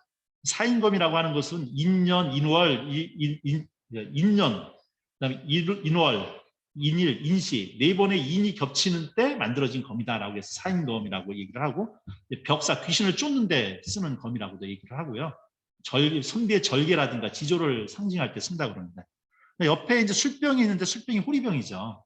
이 호리병의 모습은 이제 신선도 모습을 보통 그릴 때 신선들이 자기 허리나 아니면 말 뒤에 차고서 그렸던 그래서 망월주라고 그랬대요. 모든 걸 잊어버리는 뭐 그런 거다라고 해서 신선으로서의 어떤 그런 이제 힘도 내시고 파초가 있고 파초 옆에 붓이 있고 그다음에 이 도자기들 보면 이 도자기가 송나라 시대의 도자기 모습의 형태인데 생황 이렇게 있죠. 여기에 있는 게 영지 좀 버스인데 영지라고 하는 것은 또 장수 뭐 이런 것들을 나타내기도 하고요. 뭐 이런 여러 가지 것들을 그리면서 본인이 뭐라고 얘기하냐면 흑벽에 종이창을 내고 종일 평복으로 시야 노래를 즐긴다. 얘기합니다. 흑벽이라고 하는 것은 이제 비난한 삶이죠. 그런 곳에 종이창을 내고서 나는 종이 시야 노래를 즐기는 삶을 살고 싶다라고 하는 예전에 우리 선비들이 추구했던 만빈낙도의 삶을 얘기하고 있지 않을까. 그런 것을 보면 김홍도 선생이 비록 중인 출신으로 화가 출신이었지만 계속 그의 사상은 선비들의 사상을 계속 쫓고 있었다라고 하는 걸 알 수가 있을 것 같습니다. 네, 이것은 김홍도 선생이 그렸다라고 하는 이제 용주사의 이제 대웅전에 있는 후불탱화입니다. 부처님이 있으면 부처님 상 뒤에 그림이 그려진 거죠. 부처님 뒤에 후불탱화를 그리는 거는 모든 나라가 그렇지는 않다고 그래요. 그러니까 티벳이라든가 몽골, 우리나라만 후불탱화를 이렇게 보통 그린다라고 얘기를 하는데 이것이 유명해진 이유 중에 하나가 이 그림에 뭐가 들어오냐면 서양식 화법이 들어온다라고 하는 겁니다. 서양식 화법이라고 하는 것은 원근법이 들어갔다는 거죠. 그래서 가까이 있는 사람, 이게 세 명의 열애, 석가를 중심으로 해가지고 이제 관음보살과 이제 누구죠? 열애탑을 네? 예, 세 명의 부처님을 모시고 뒤에 이제 다른 제자들과 이런 분들의 그림을 크고 작게 원근법으로 그렸고, 그다음에 여기 손 모습을 보면 음영을 집어넣어서 음영법을 넣어서 그렸다라고 이야기를 합니다. 그 단원의 40대의 기록을 보면 정조의 명령에 의해서 금강산을 보내요. 정조가. 그래서 금강산을 가서 금강산을 보고 와서 그려라 라고 이야기를 해서 금강전도를 그린 것도 남아있고, 또 하나는 대마도로 보냅니다. 대마도로 가가지고 뭐 해라? 대마도의 지도를 그려와라 라고 이야기를 합니다. 그래서 실제로 대마도에 가서 대마도의 그 지도를 그리고 왔다라는 기록이 남아있는데 그 지도는 지금 남아있지는 않습니다. 아마 이때가 무신정권, 일본의 이제 그 막부, 뭐라고 그러죠? 그 지도자를? 막부인데 그 막부 지도자가 바뀌면서 정세가 좀 소란스러워지니까 일본의 정세가 어떤지를 알기 위해서 이제 그 대마도로 보내서 정세도 탐내할 겸 거기서 받아오라고 해서 그리고 왔다 그러고 그 해에 이제 동지사로 북경에 보냅니다. 북경에 보내서 뭘 보게 오게 하냐면 북경에 보면 이제 서양에서 사람들이 들어와서 서양 사람들은 성당을 줬을 거 아니에요. 성당의 그림들이 이제 성화를 그렸을 때 그 성화의 기법을 가지고 와서 이제 배워갖고 와라라고 이야기를 하고 실은 그걸 배워갖고 온 상태에서 이걸 그렸다라고 얘기를 하는 거죠. 근데 이 용주사가 어떤 절이냐면 사도세자 정조의 아버지의 묘를 수원으로 옮기고 나서 혈릉원이라고 이름을 짓고 그 능사로 지은 절이 이 용주사입니다. 그러니까 아버지의 그 능을 지켜주기 위한 후불탱화를 지으면서 이제 그 김홍도한테 그 명령을 내렸던 거죠. 그 정도로 이제 정조가 자기 아버지에 대한 그런 효성을 볼 수가 있다라고 얘기를 할 수가 있고요. 이 탱화는 잘 아시겠지만 이 탱화라고 하는 것은 그림을 꽉 차게 다 그립니다. 아까 동양화는 여백이 있었잖아요.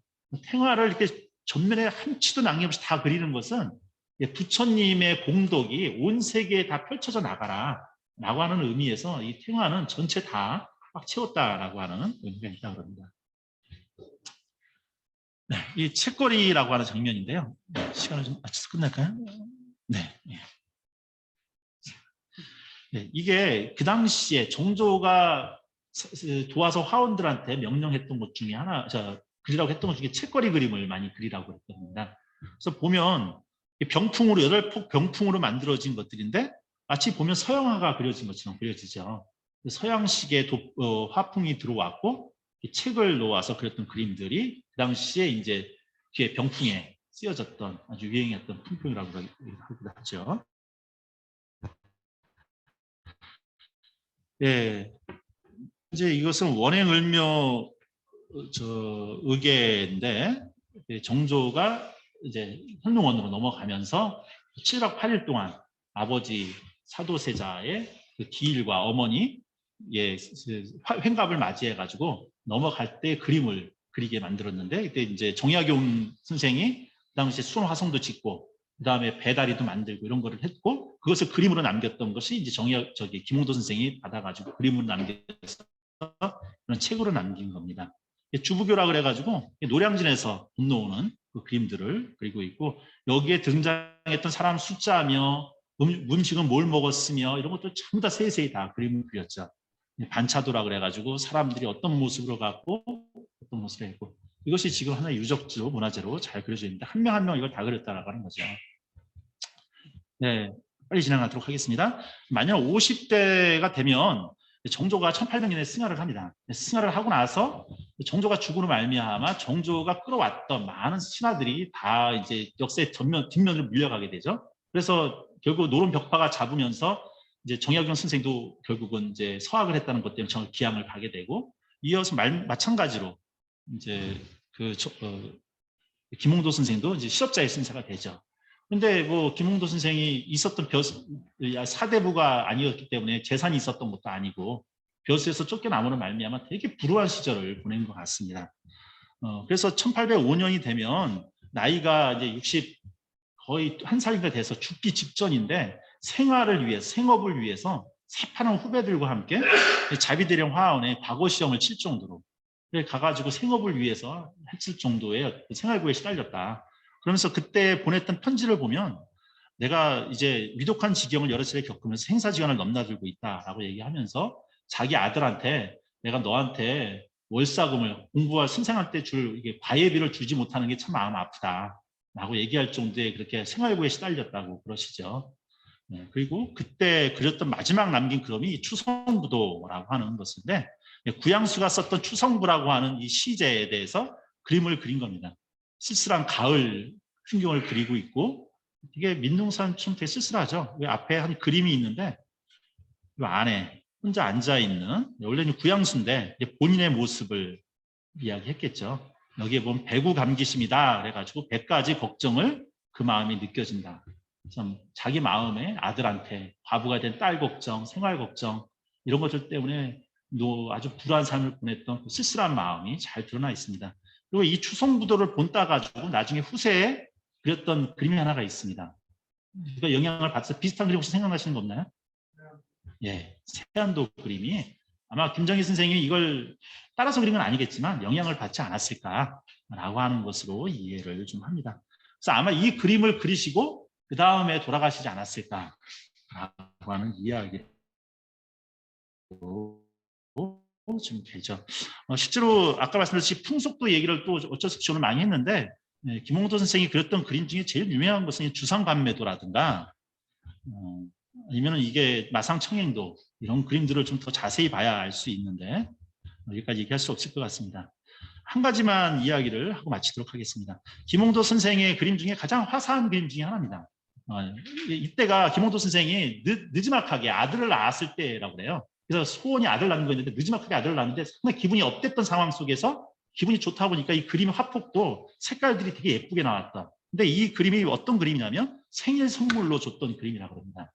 그래서 이 그림에 보면 이 고양이 묘자인데 중국 단어로 늙은이 모, 70을 나타내는 늙은이 모자랑 단어 발음이 비슷하다 그랬어요.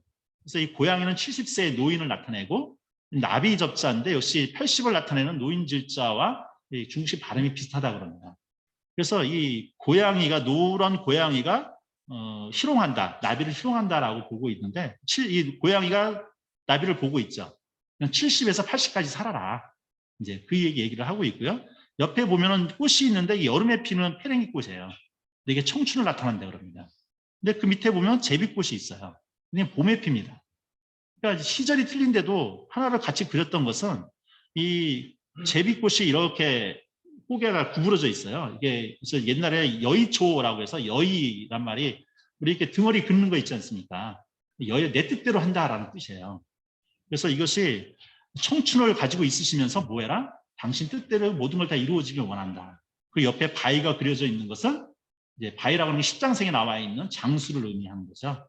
그래서 이 그림의 전체적인 의미가 80까지 사시되 청춘을 누리면서 당신이 하고 싶은 대로 장수를 누리면서 살아라 라고 하는 것으로 누군가의 생일 선물로 준 그림이 아닐까라고 이렇게 추측을 하고 좀 있습니다. 예, 좀 급하게 여기까지 왔습니다. 제일 국보로 되고 있는 것이 송암 맹호도인데 뭐 이 털 하나 그림을 하기 위해서 수천 번 붓질을 했었을 김홍도 선생의 어떤 그림. 옆에 있는 소나무가 강세양 선생이 그린 그림이죠. 소나무와 이 호랑이를 제자가 같이 그린 장면으로 되게 유명한 작품이기도 합니다. 예, 뭐 시간이 없어서 뒤에 설명은 다 못 드릴 것 같고요. 시간이 벌써 이렇게 많이 됐네요. 중간에 한번 쉬려고 했는데 정말 못 쉬었습니다. 혹시 질문이 있으시면 제가 안 한다고 해서 질문 한번 좀 드리도록 하겠습니다. 그래서 일방적으로 막 강의를 하는 걸 별로 안 좋아하는데 오늘 어쩔 수가 없게 됐습니다. 제가 명강사 아니다 보니까 시간 일치 못 끝내고 죄송합니다. 예, 강의 잘 들으셨죠? 혹시 질문하실 내용 있으시면 질문하시고. 네. 네, 혹시 여기 인터넷으로 두고 계신 선생님들 중에 질문하실 분이 있으시면 예, 한번 질문해 주시면 좋겠네요. 존경하는 분이 처음 들어요. 질문이 특별히 없으신가요? 채팅으로 주셔도 좋고요. 나 찾아보니까.